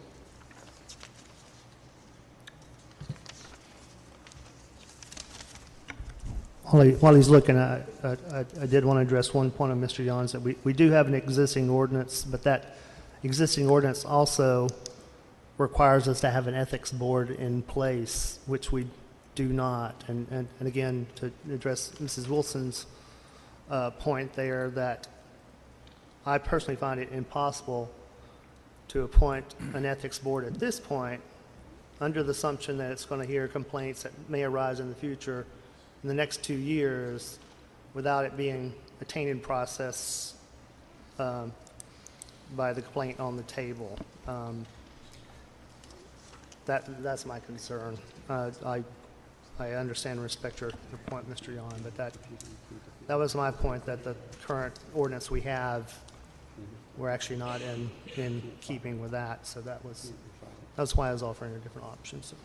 And just to answer Ms. Wilson's question, I correctly stated things about you can refile within, you can file it within 6 months. However, I did not remember that the dismissal for failure to hold a hearing goes on to say it results in a dismissal of the complaint and shall prevent refiling if a complaint arises in the same incident for at least a period of 6 months. One of my objections to this ordinance is a lot of the language is really just inscrutable. And I don't know exactly what that means, but that sounds like you can't file again for 6 months, which would mean if the 6 months pass, then it's too late to file. So I don't think they could be revived if they're dismissed for failing to have a hearing. Let me ask a question. I wasn't going to get involved, except this is a general conversation. It has nothing to do with appointment, actually appointing the individual. So I tend to agree with what Mr. Grant is saying, that certainly there needs to be some revisions and some changes here that I don't know that ethics ordinance has been like that for a long time, but it does have its faults. There's no doubt about that. Would there be a way that, we could spend some time working to make the revisions and putting something in place, and then maybe, without exceeding, or at least trying not to exceed that limit for this first hearing? You could do that, couldn't you? The one that's pending right now has to be heard by November 4th. What you could do, if you passed a new ordinance, you could say anything that was filed with it, you could, in the new enactment, revive it. You understand what I'm saying? We could say that again. If you enacted a new ordinance, you could put in a provision that would go back and capture anything that had been pending. Oh, okay. So that would so allow, we could change that part, is my point. So if we put in writing in the ordinance that any action pending would be heard, then that would, I think if we have anything pending, we can't just dismiss that. We have to go ahead with that. So what you're saying is if we went about a new ordinance, then we could put language in there that said for anything pending currently would go forward. Yes, assuming you pass that ordinance within a reasonable period of time. You don't want to get 6 months past when I think you have by the end of the year. Right. I think there's several ordinances that we could look at. The one that we currently have seems to be a version that GMA put out a long time ago, because their newer version is a lot more detailed and it doesn't contradict itself like this one does. So I don't think we'd have a hard time probably finding a new version. And I don't want to cause Nick any more pain than he's going through, but I really feel like we owe it to the public to not just dismiss what's already happened. We already had an investigative committee, and so if we have a new ordinance, but there is a provision that anything filed currently would go forward, then I think I'd be okay with that. Can I say one thing about the ordinance? I just feel compelled to say this. One of the deficiencies, I think, in our current ordinance that's fixed in the new GMA sample form is that 2-464, which has the language about acting impartially. That's impossible. You act in a legislative capacity. It is wrong to say that you can't be partial. You're partial for many different reasons. You have constituencies, you have different groups that you feel like you're representing. What the new GMA form doesn't make that one of the actual code sections, but puts it in the whereas. So it's aspirational. That's the goal, but it is not a violation for you to be partial. That I think is a real problem with the ordinance. That's, again, from a legal perspective, it doesn't satisfy people generally, because I think they want the ethics ordinance to do that. But otherwise, state law, and there's plenty of case law that says this, you're not allowed to inquire into the reason that a legislative body acted. And when you start trying to get into you acted and you weren't impartial, you're getting into why you voted. And that's a problem. It's supposed to be a conflict of interest financially, not that you were partial. That's just, I want to get that off my chest, because I hear that a lot in this discussion the last week or so, and I think that's and the GMA has fixed that in their sample ordinance. Okay. Mr. Grant? I was going to ask if we move forward in that direction with a pending case would be heard under the new Code of Ethics. Would that also include any filings in the interim that we're developing the new Code of Ethics? Yes. Okay. You could pick a period of time and say anything filed in, because we're going to want to have the similar language about if it's not heard, it's dismissed, because you got to have something. But we could say except for things filed within a certain time range. I understand that it should apply to all, but I still am concerned that we're just kind of opening ourselves up to a lot of ongoing unresolved issues here that may not be properly motivated, but I'm okay with it, but as long as it applies to everyone the same way. But my main concern is that we don't rush forward with a process that we all know is flawed and makes no sense to anyone. So, okay. So I think that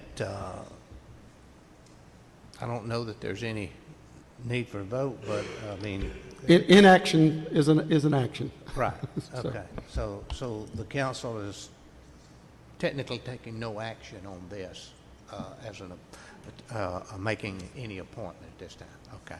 So in that, go ahead, Mr. Young. I would like to, I know Mr. Dyer said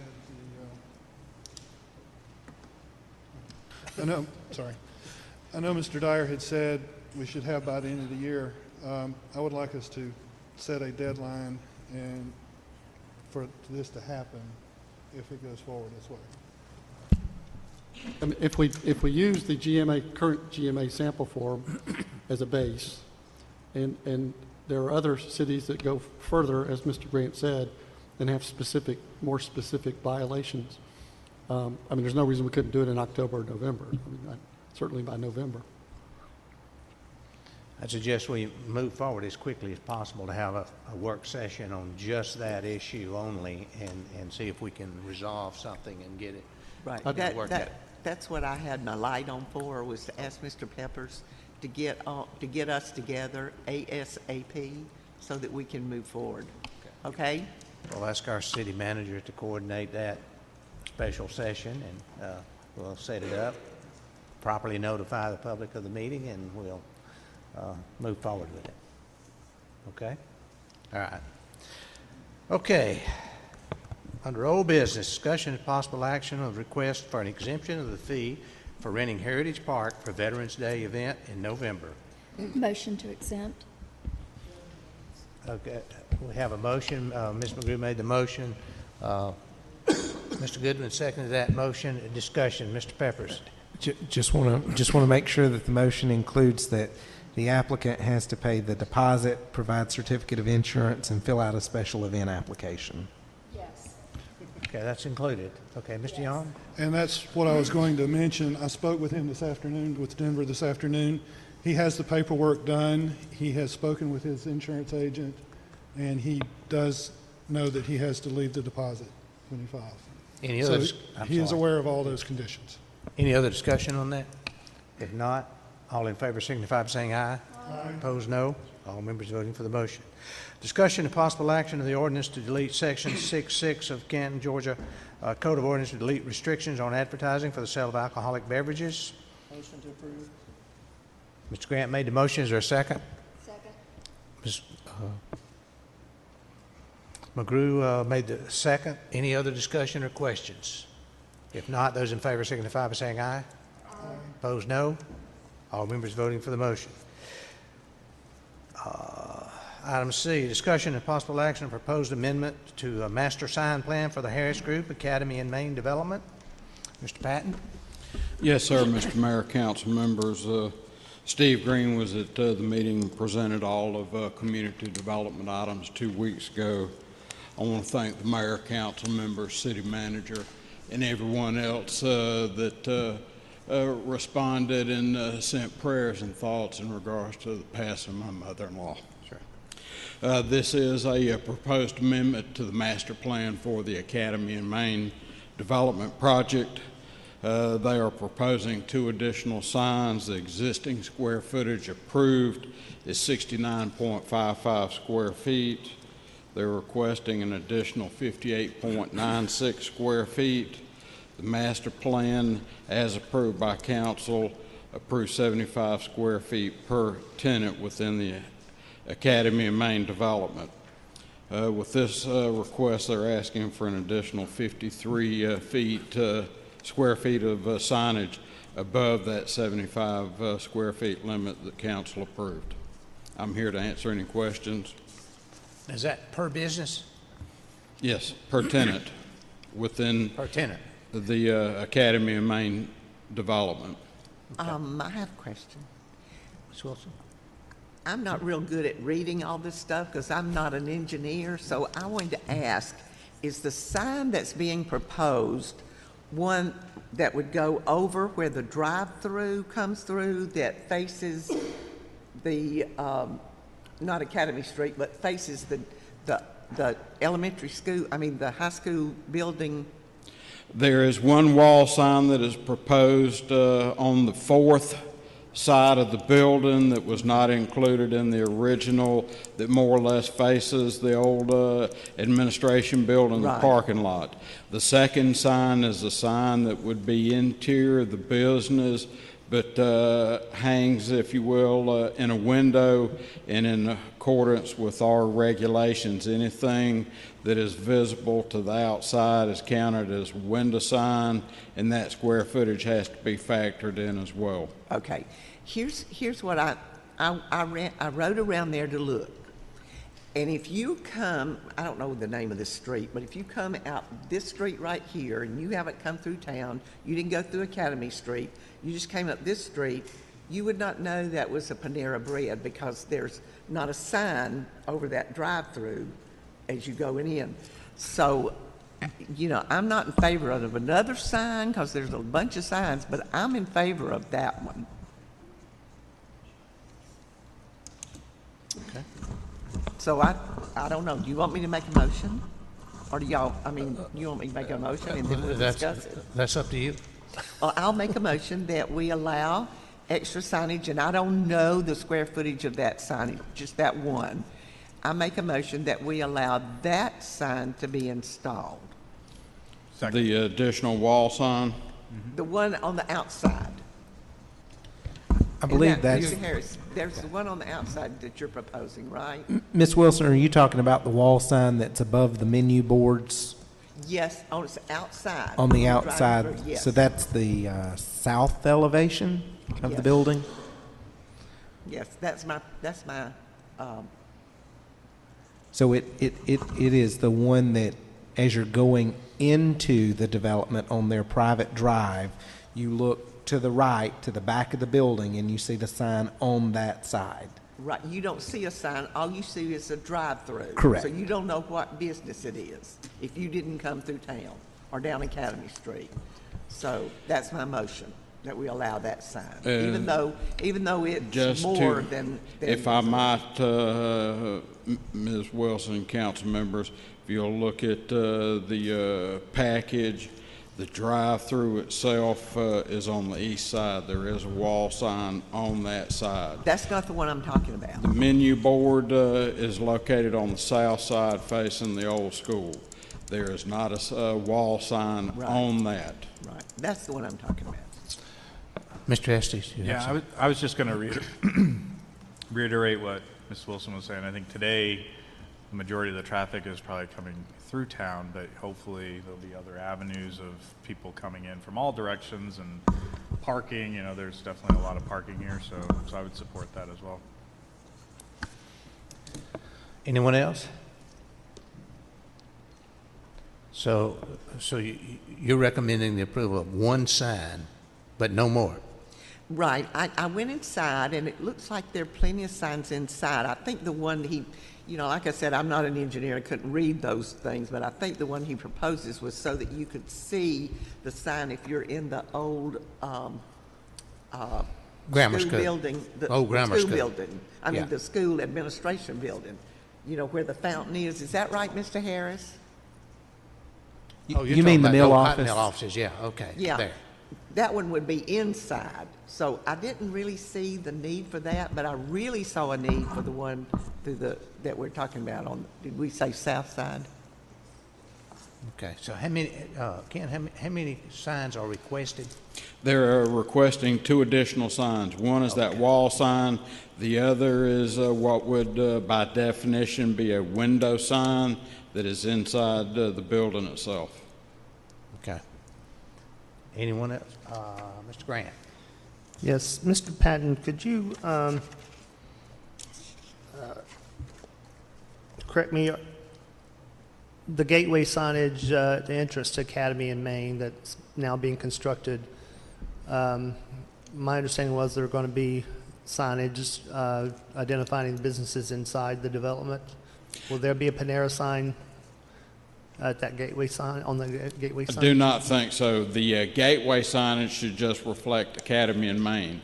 In the master plan sign, City Council approved some freestanding monument signs for the old school building, the old administrative building, that would identify the tenants within those 2 structures. Within those 2 buildings. So again, just to confirm, the last sign variance that was approved for this development granted a total of 75 square feet per business within this development. That is what council approved in the master plan. And currently, Panera is at a total of 69.55 square feet. Correct. That was under the 2 additional signs as an additional 58.96 square feet. Brings the total to 128.51, which is 53 square feet above what council approved in the master plan. And I'm not trying to be, well, maybe a little sarcastic here, but if anyone is in the drive-through for Panera, they're not going to realize that they're at Panera. But if I understand, but if they're not in the drive-through, if you got to be in the drive-through to know. If you're out there on the street, you don't know what the business is. Mm-hmm. But Mr. Patton, my motion is only for one of those signs, so it wouldn't be 120-something extra. I mean, at 58 extra, it would be for one sign extra, which wouldn't be right, Mr. Patton? I was answering a question of Mr. Harris. One sign would not constitute the entire 53 feet. No, ma'am. I would have to look at the drawings. It probably would be 50%, 60% of the total. I thought that the interior sign wasn't but about 10 square feet, if that much. I just kind of feel compelled to say I love Panera. I love everything that's going on in that development. I've probably been the most frequent customer at Panera. But I think our Historic Preservation Commission did recommend the 75 square feet as kind of a compromise here, and if I'm not mistaken, this is the third or fourth variance that they've asked for. I know when I was on the Variance Board of Appeals, we did not allow, even at Canton Marketplace, more than 2 wall signs on any of those developments. So I'm struggling with this for a number of reasons, and to have this downtown and also to have our Historic Preservation Commission in place and who compromised before, and then for the developers to keep coming back and asking for yet again another compromise. So I'm struggling with it, and I don't think I can support it for that reason, and that reason alone, just because they're already at 69.55 square feet. But if we do, I think your compromise, Ms. Wilson, it's a good one. I'd like to ask Mr. Harris, how important is that second sign? I know you're going to say it's important. I would expect that, or you wouldn't have asked for it, right? But how important is that second sign? It's very important. One thing to take into consideration, and I did have a pass out that Ms. Stewart had just, I think she passed it out earlier. Yeah. If you would look at that.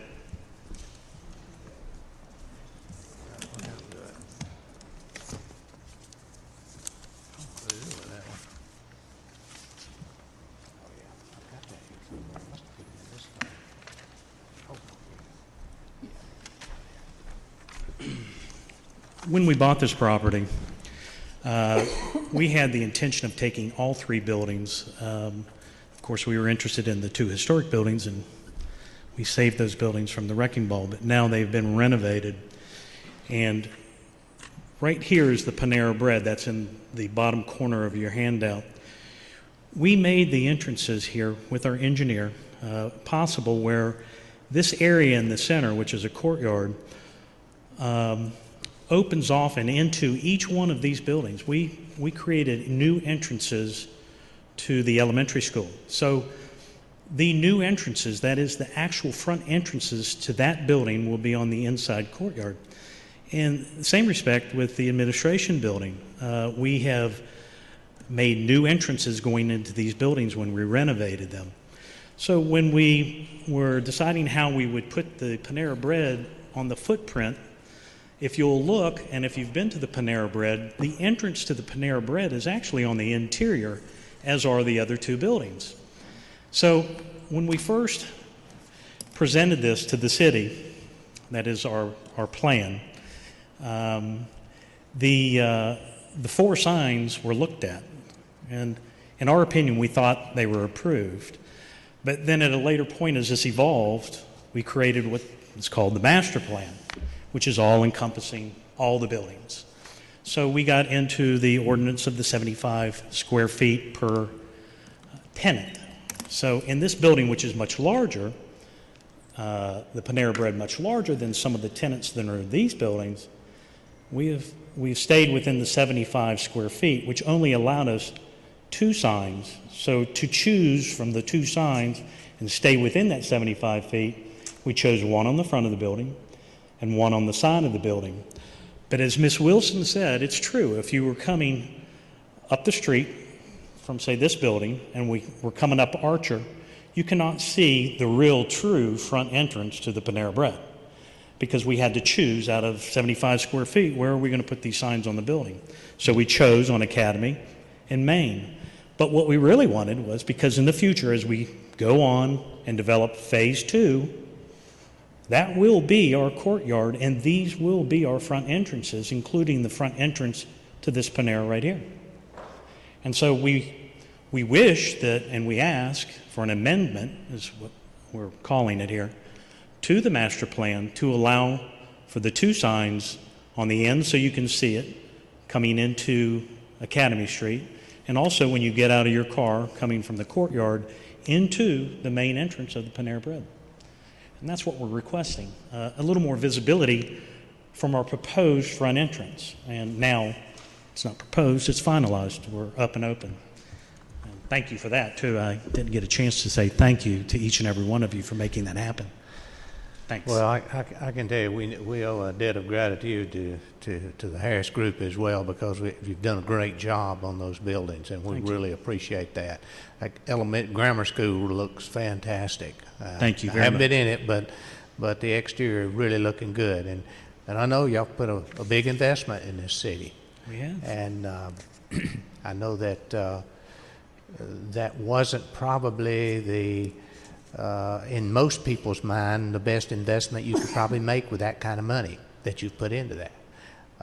But you've taken the risk, you've believed in Canton, and I think we need to consider all that in this decision, because I think you've done a great job out there, and I really appreciate it, because there's going to be a lot more retail coming, and you're making place for it. So thanks. Thank you. If I may add to that, this is phase 2. We haven't begun on it, but as you know, we now have taken on pretty much all of Hill Street Circle, and we'll be in front of you again for phase 2. Phase 2 will lead, our proposed plan is that it will lead off into this courtyard area, which has always been part of our master plan. Again, you can't see the signage of the Panera Bread. If someone were to pull in and support phase 2 and get out of their car, it would be difficult for them to know what each one of these businesses are, for that matter, without courtyard signage, which is the front of each and every building. Do you anticipate additional signage requests or amendments or anything down the road that you haven't already been approved for? On the contrary, it might be just the opposite. What we did is we sat in front of the Historic Preservation is that we reviewed the master sign plan as we all looked at it together, and we spent a lot of time on it. Our proposal, as the way we renovated this property, is that we've got a potential of 3 tenants in this building, 6 in this building.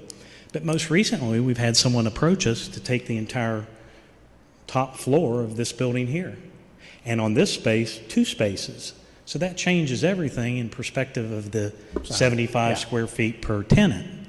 So you might say that we're giving up a little bit, if that were to happen, and when it does happen, it might be that we don't have 9 tenants. We have 4 tenants out of the 2 buildings, and there we just gave up all that 75 square feet per tenant, hoping that maybe there might be an offset to that and apply that to the Panera Bread, if you would take that into consideration.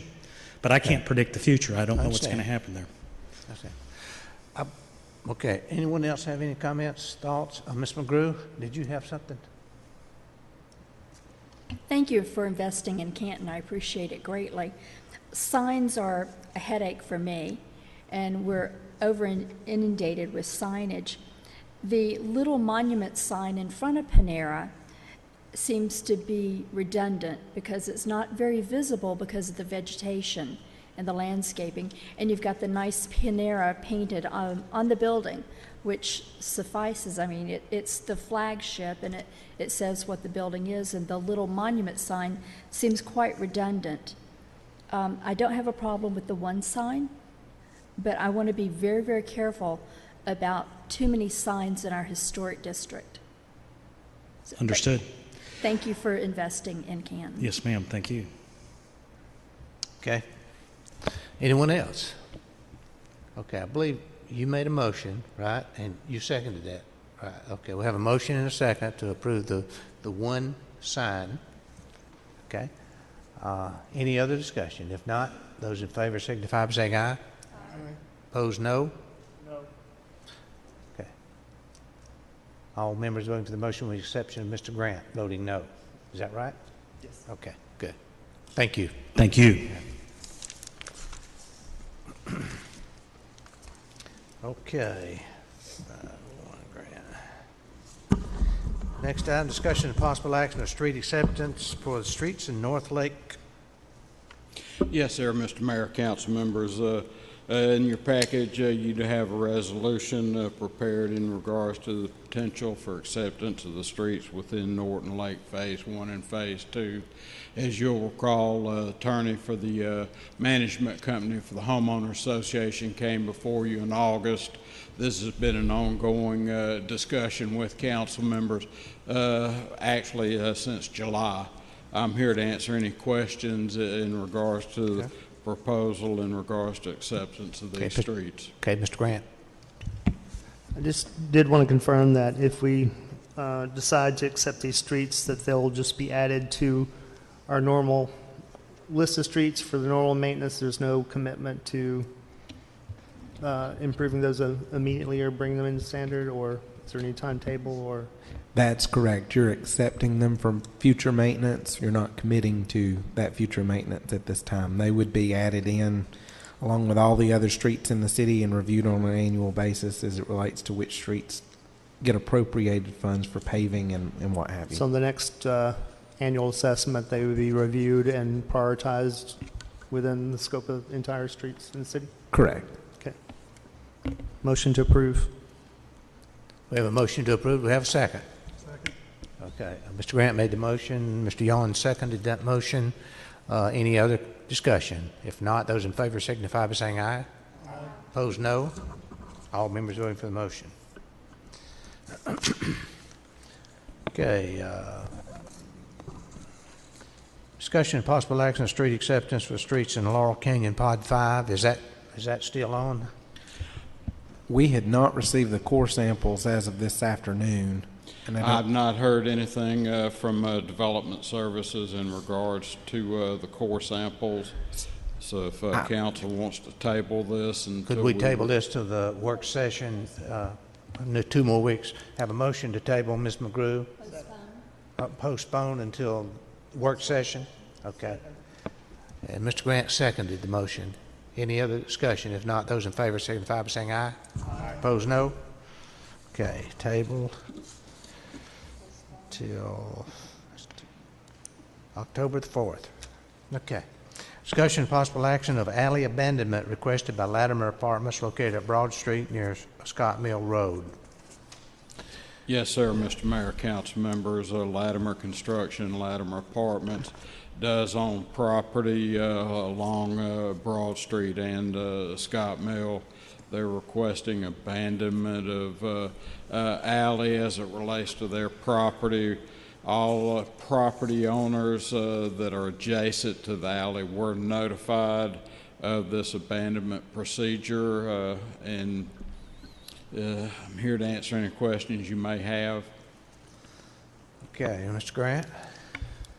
So all property owners were notified. Did you hear from any of those? No. Okay. And Mr. Green indicated he has not heard from any of the property owners that we sent the notices out to. Okay. One of the alleys dead ends at the I-575 GDOT right-of-way. Let me ask a question too. If the council decides to abandon that, I'm assuming the developer then would pay for the preparation of deeds and so forth for that abandonment? I think it'll be up to them as to whether they request it to be done by deed or not, but they should. That's what we've done in the past. We've abandoned, and then you have a disposition of the property. By abandoning, you're just saying the public has no more rights to drive on it, but it doesn't necessarily transfer title to anybody. And it looks like their property descriptions would not have included the alley. They were laid out as streets. We're calling them alleys, but it appears they were laid out as streets. I don't know if there's an actual subdivision plat or not. Yeah. Okay. It just seemed like there ought to be some legal description that says what they're getting or what we're abandoning here. Yes. Maybe we don't have a legal description of what we're abandoning. Well, we have a drawing, and we know where the alleys are, and there is a Exhibit A is a legal description of the drawing and what is shaded as being proposed to be abandoned. And I think for purposes of abandonment, that's okay, because it's just a alley. Right. When there's going to be a deed, you'd have to have an actual meets and bounds Right. of it. I wanted to ask, do we know if the public uses that alley at all?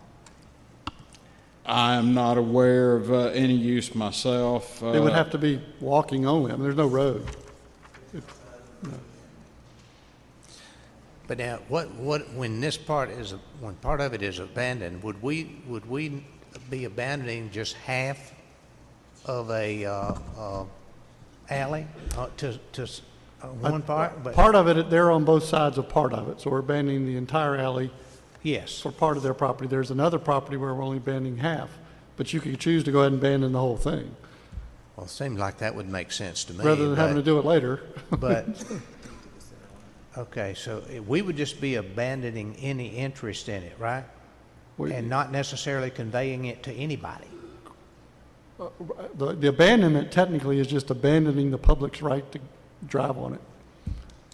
But Okay. I don't think that there's a deed to the city.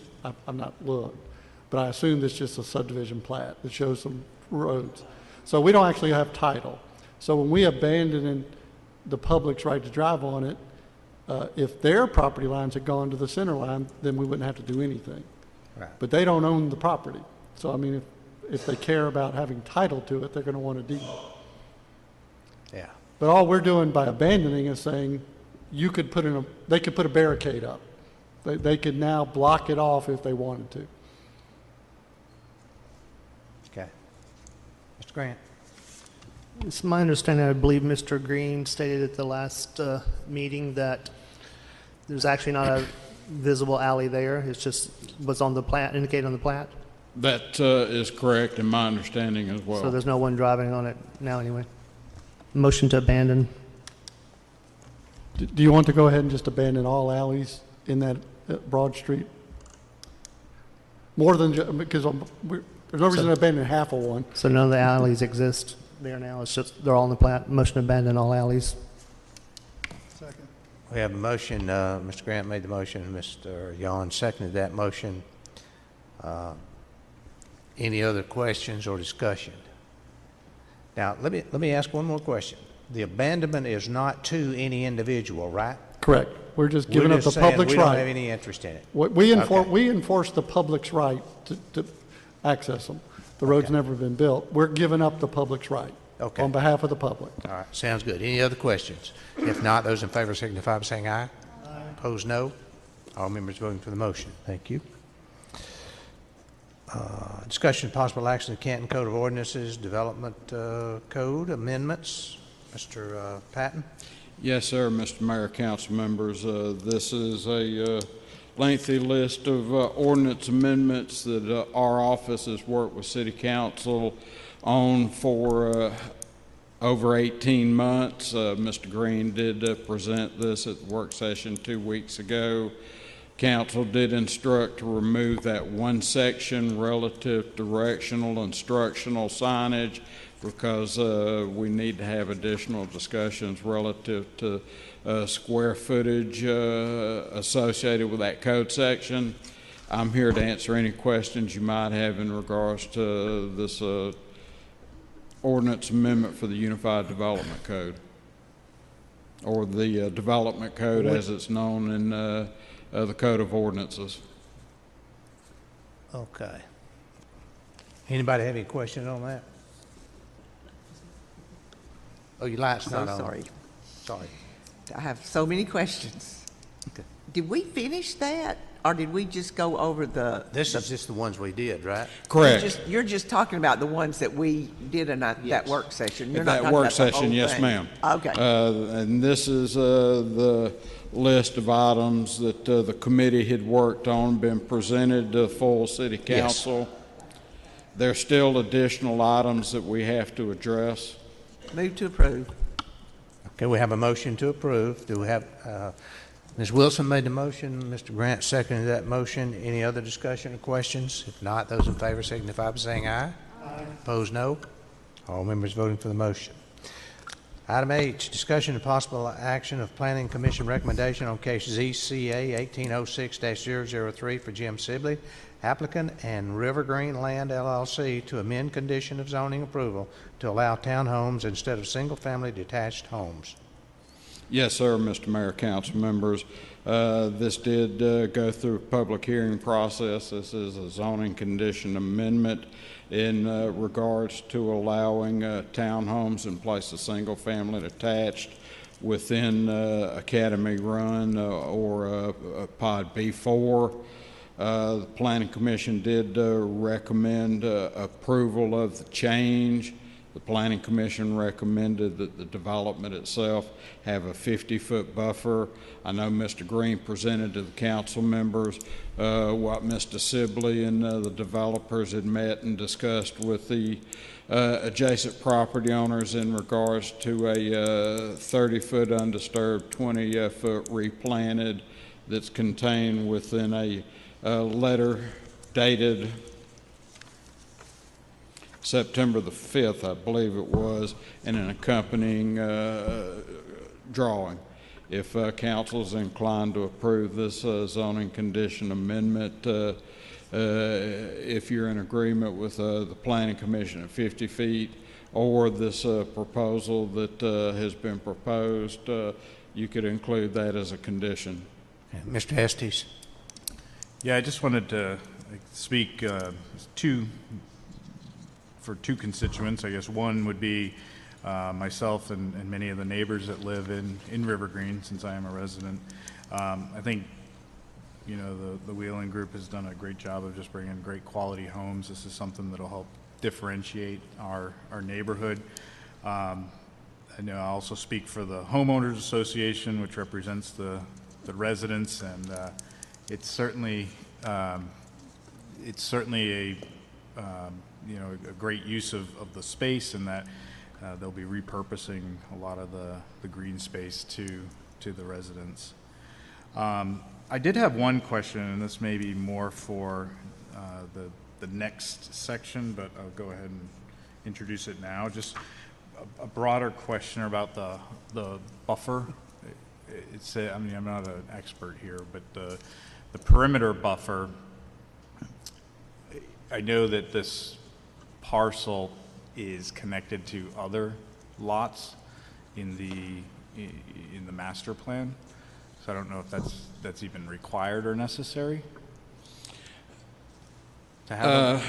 Councilor Estes, within the overall River Green master plan, there was not a formal delineation or requirement of buffer areas between the various pods, similar to discussions we had with the proposed townhomes on Reinhardt College Parkway in the last month's meetings, and that proposal for townhomes.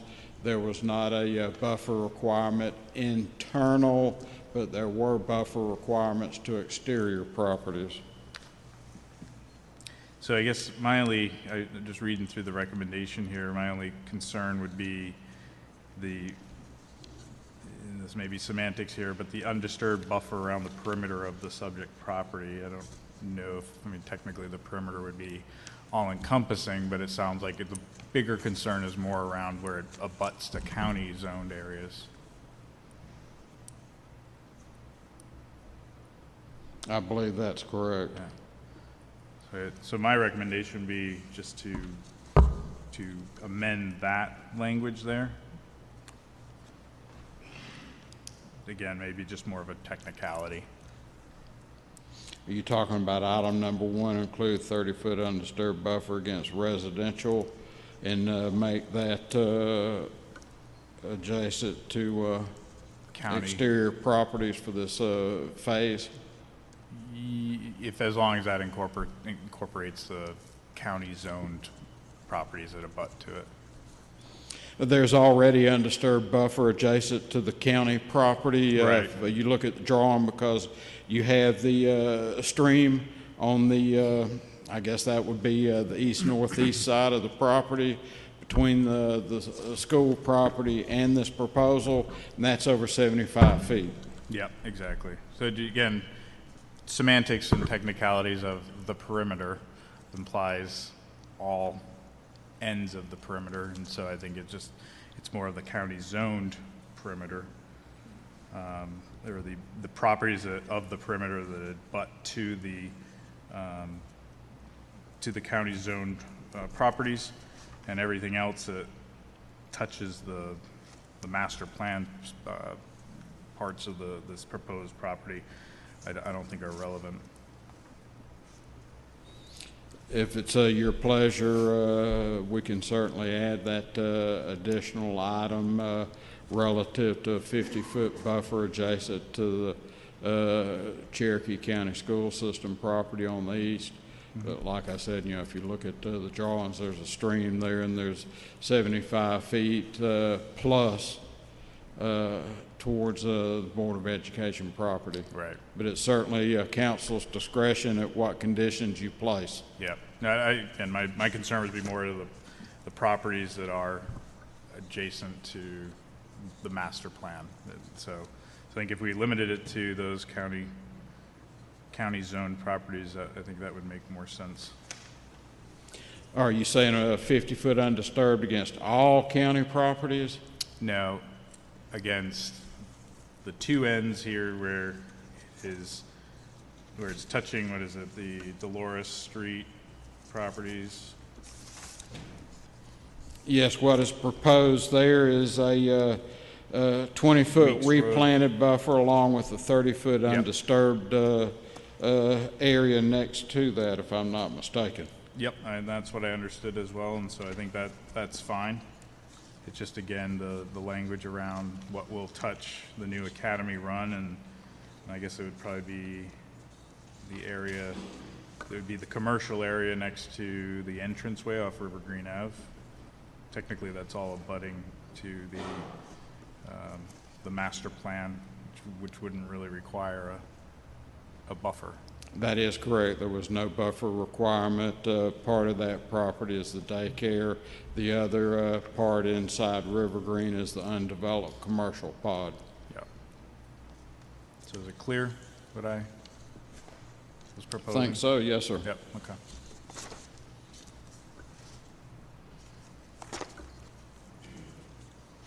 Anyone else?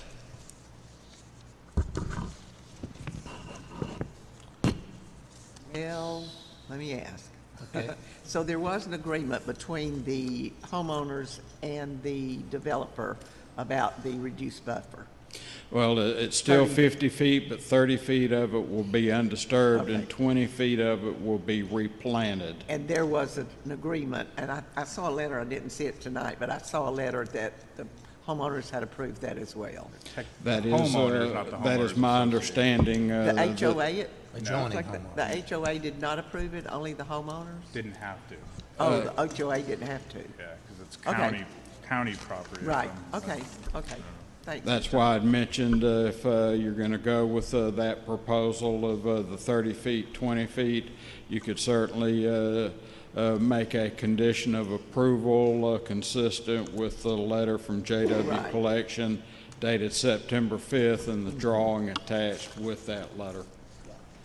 So I guess that would be my motion, is to make it conditional with that letter dated September 5th, and then just redact the other language about the properties that are, or the parts of the perimeter that are kind of redundant, because they don't need a buffer. Okay, we have a motion. Mr. Estes made the motion to approve with those conditions, and Ms. Wilson seconded that motion. Is there any other discussion or questions? If not, those in favor signify by saying aye. Aye. Opposed, no. All members voting for the motion. Now, the next is the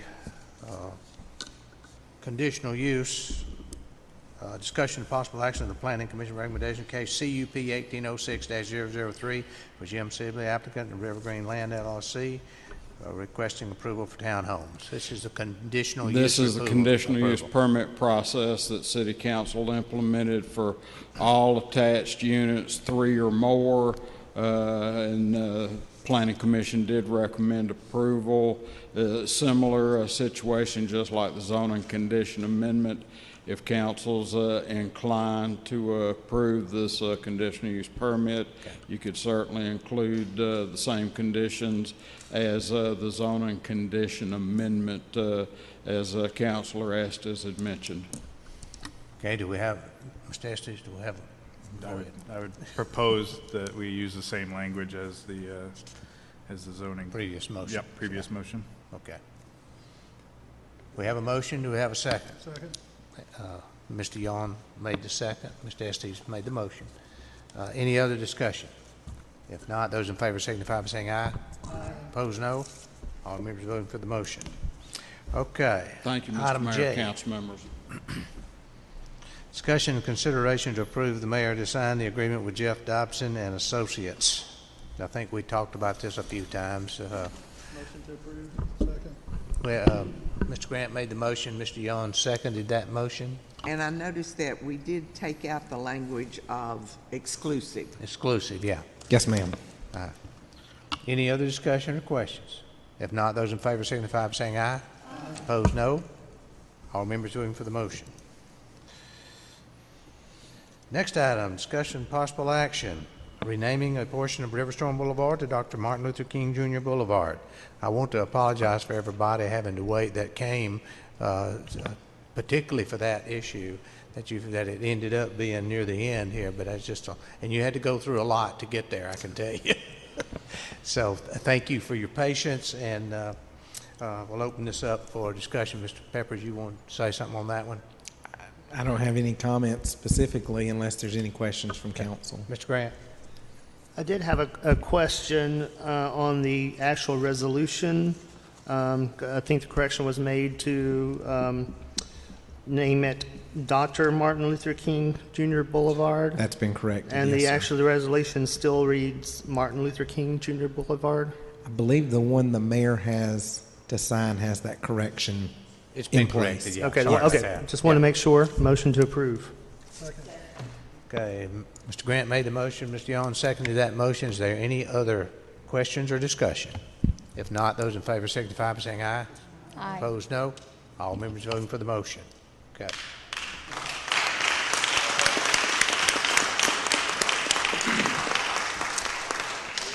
And so, Mr. Peppers, what are there provisions for signage? Yes, we'll be working on the signage and the replacement of what's existing.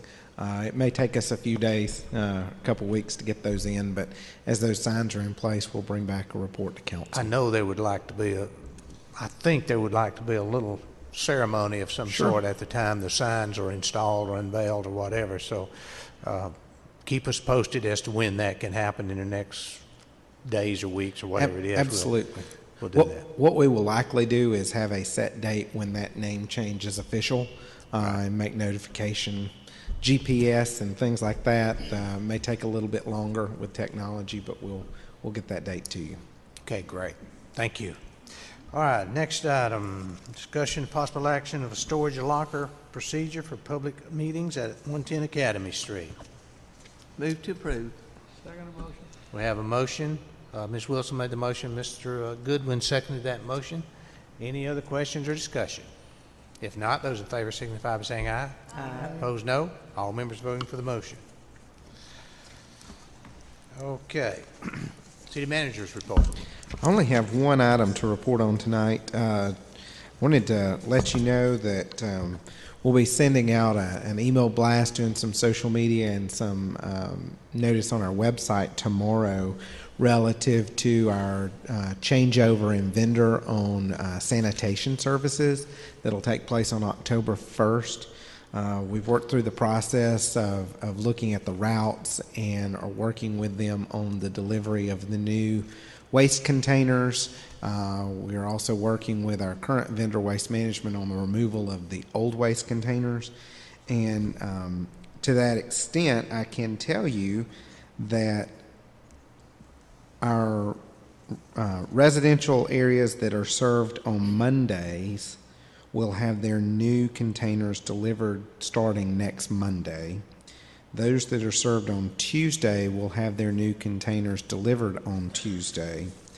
On Wednesday, those will get their containers also on Wednesday. Thursday, the vendor will be delivering all the recycling containers citywide. Our homes that get Thursday service will receive their new containers on Friday of next week, and those that have Friday service will get their containers on Saturday of next week. So our goal is to get all the new containers ahead of the October 1st period. With that understanding, we also know that there's a possibility for an occasional miss or what have you. And so the vendor that we're working with Advanced Disposal on those deliveries will also be around the first week of October when Advanced Disposal takes over that contract to provide deliveries that week as well. If we do have misses, Advanced will be working on that also. I will let you know the new containers are gray in color, and they also contain the city's logo and the phone number for Advanced Disposal. So if for whatever reason your garbage gets missed, you can dial the number that's on the can and they will come and service that. And hopefully that will cut down on some of the numbers, some of the calls we get to City Hall, but of course we will still answer those and still work with our customers on that. The email that'll go out tomorrow will provide that information. There's also a link in that email that lists streets and the date of service. So if that particular street had a change in service, it'll be listed on there. I don't believe any of our major neighborhoods were affected by changes in routes.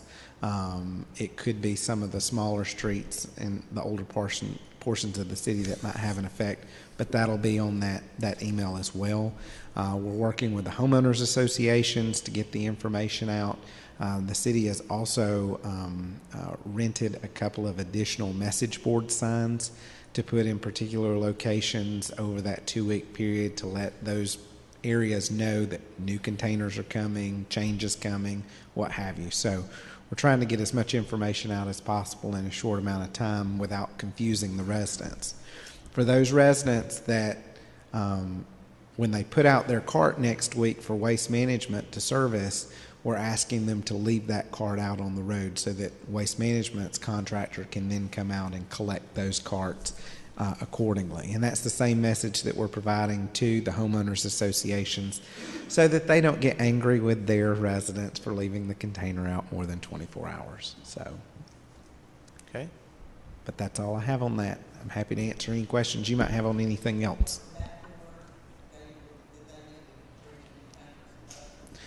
Backdoor service will be serviced just as it normally is. We provided that list to Advanced Disposal.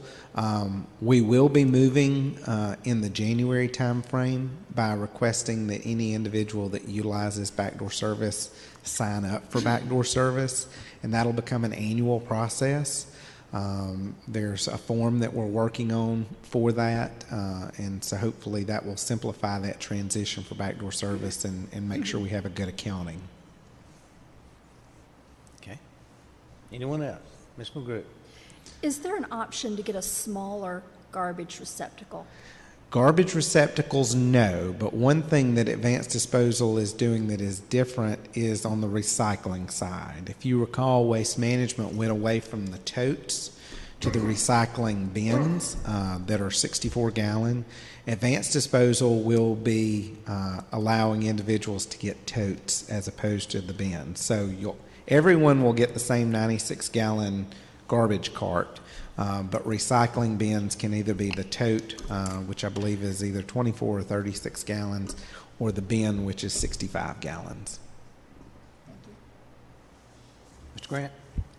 Any updates on the downtown garbage service for businesses? There won't be any major changes, at least for the first couple of months on garbage. Of course, we're encouraging the businesses downtown to reach out and find a private sector to work with them. We do know that we have a few restaurants that utilize central containers, and that's kind of an issue that we're having. You know, if you have a business in one of the historic buildings in the core, you don't have land to put a container on. And so we're looking at different options for that. And I don't think we're going to have a quick solution on that. It may be something that we have to do over a period of months. So downtown businesses do need to select a new vendor by October 1st? Yes. Okay. Yes. And we have worked with Advanced Disposal. They will provide residential style carts for downtown businesses. They just need to call Advanced Disposal to set that up. If they're having problems, they can contact the city and we'll assist. When my office called, they didn't have any, the people said, we don't even know what Canton is. So. Okay. Anyone else? Okay. Thank you. Thank you. Under the mayor's report, really, I feel compelled to just basically say very shortly, too. I won't go into a long dissertation like I have in the past, but some of our past team building efforts and retreats seem to have been lost recently, and particularly in the most recent issue, I think, that we've talked about. And we have to work together as a council. There's no doubt about that if we want to accomplish things and to make things happen. We must not give our citizens the impression that we're out for ourselves, but that our mission has to be their best interest. That's what we're here for, their best interest, not ours. I think that our most pressing issue for this council, quite honestly, I mean, you know, we do all kind of projects and efforts, and we talk about zonings and we talk about everything. But to me, our most pressing issue in the very near future is really for us to find a way that we work together civilly, with courtesy and respect for each of the members of the council, our fellow council members, and also for the public. I think that's really what we have to do. And to be successful, we're going to have to learn to do that. Okay. I will entertain a motion. We will go into executive session. Excuse me. I'm sorry. Whose light's on? Whose light's on? Well, they had asked for some council items. Oh. Well, I am sorry. We skipped that a minute ago, didn't we? I did. Okay, I'm sorry. Ms. McGrew, zoning. Thank you very much. I wanted to put an idea into council's mind, something that we need to be seriously considering. I personally am not satisfied with the public's opportunities to speak at public hearings for planning and zoning. I would like for us to seriously consider having public input at the planning and zoning meeting that is appropriate, and also at council's work session and voting meeting when we discuss the zoning and annexing issues, so that the public has 3 opportunities to give their input. Well, I'll think about it. Thank you. I think the only concern that I have there, and I guess that's good, but if we're essentially holding a public hearing, do we need everybody holding one? Do we need 2 or 3 public hearings on that? I mean, I'm hearing from constituents that they are not having enough opportunity to speak. The meeting at Planning and Zoning is at 6 p.m. Our meeting is at 6 p.m. And if they had more opportunities to get themselves heard, they would feel better. one thing that's bothered me a little bit, and I don't know if it's state law or our policy, is that 10 minutes that they limit in their planning and zoning period. It truly is 10 minutes. Mm-hmm. And if somebody talks for 5 minutes, the rest of the people only got 5 minutes to speak. That to me is that local? The state law is just a minimum of 10. You can set, that could be set at any time limit. It just has to be at least 10. Okay. Regardless of what we do otherwise, to me, I think that ought to be expanded. I see Mr. Patton approaching. Do you have any helpful hints? In regards to the 10 minutes, that was established by mayor and city council long before I came to work with the city in regards to public input on any of the zoning procedures required public hearings. That is nothing in state zoning procedures that talks about time limits, that sort of thing. That is a local matter. How often do you really need more than that? I guess be one question. I mean, does it look like you need that people are actually cut off from speaking?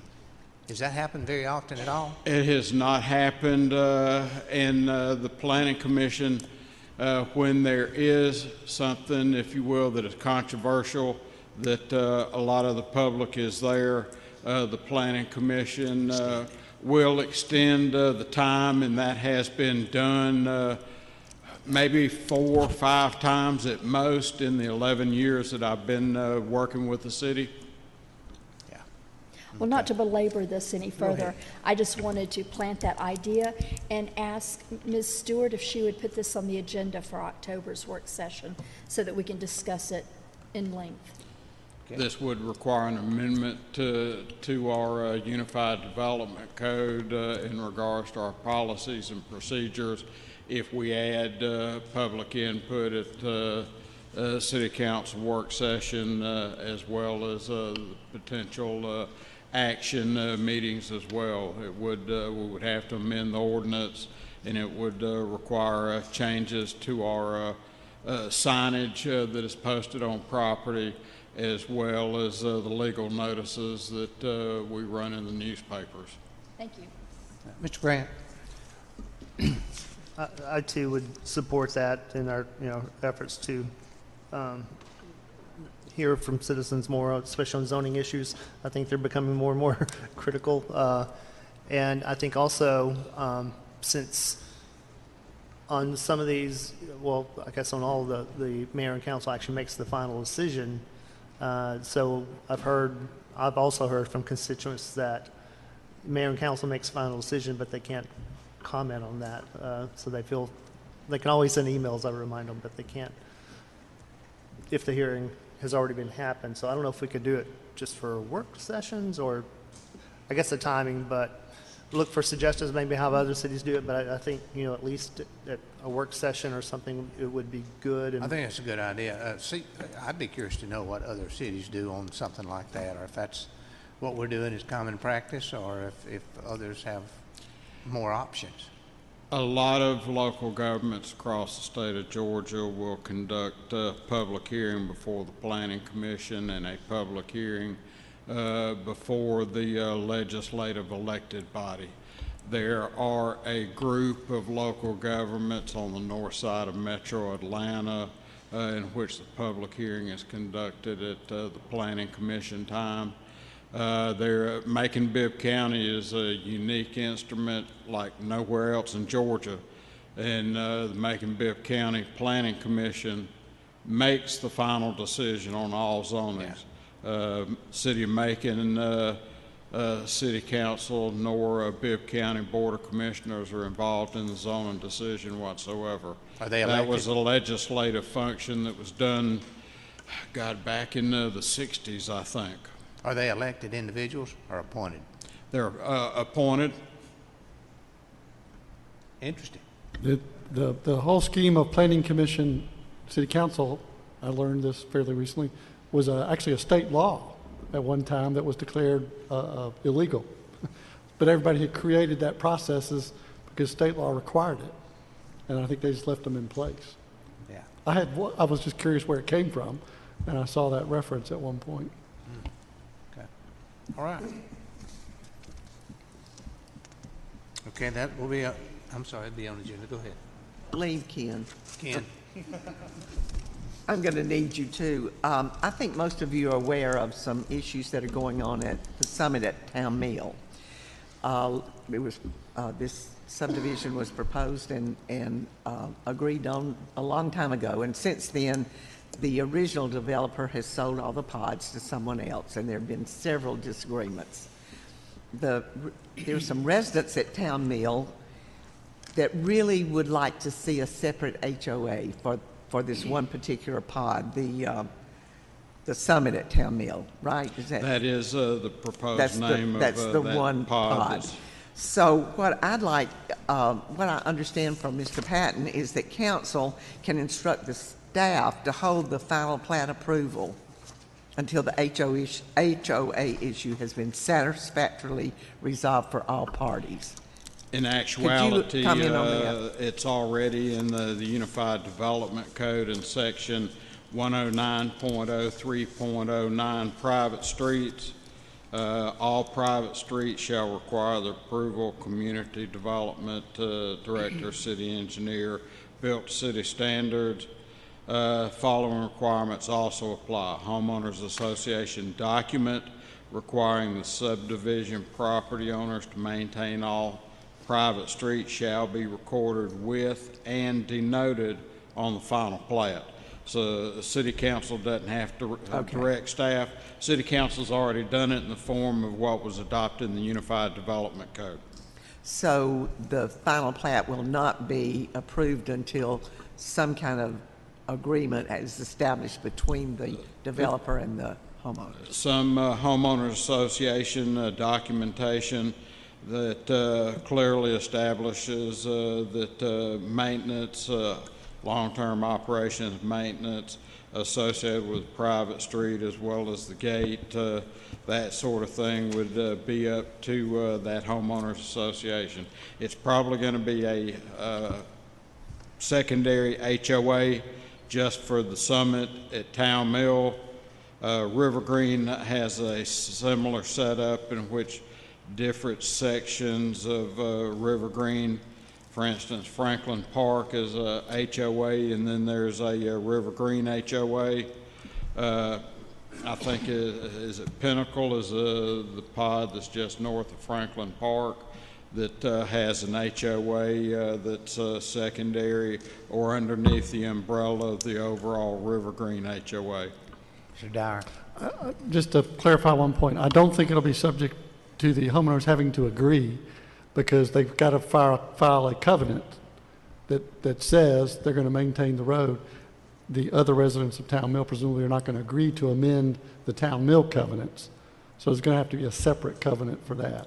So I don't think it's a matter of saying to the residents, you have to agree to this. I think it's just going to have to happen. It has to be resolved that way. But the current HOA, can they stop this from being a private street? No. Okay. We have no, I mean, we allow private streets, so that. I did have telephone conversations with some of the residents out at Town Mill that had raised some of the questions this afternoon in regards to zoning procedures and public hearings and that sort of thing. I've included that within a string of emails as well this afternoon, so hopefully while they might not be 100% satisfied, they at least understand the rules and regulations and that sort of thing. Hopefully you might not receive as many emails over the coming days. I think you all remember the only gentleman that spoke at this, I think the August 16th meeting was the first person who spoke, and he spoke about this issue. And with everything else that was going on, it sort of got lost. So I wanted to be sure that we took care of that tonight. Thanks. Okay. Mr. Grant. Motion to adjourn to executive session to discuss litigation, real estate, and personnel. We have a motion to. Second. Mr. Grant made the motion. Mr. Young seconded that motion. All in favor? Aye. Okay. We will not be coming back out to conduct any other business. Thank God.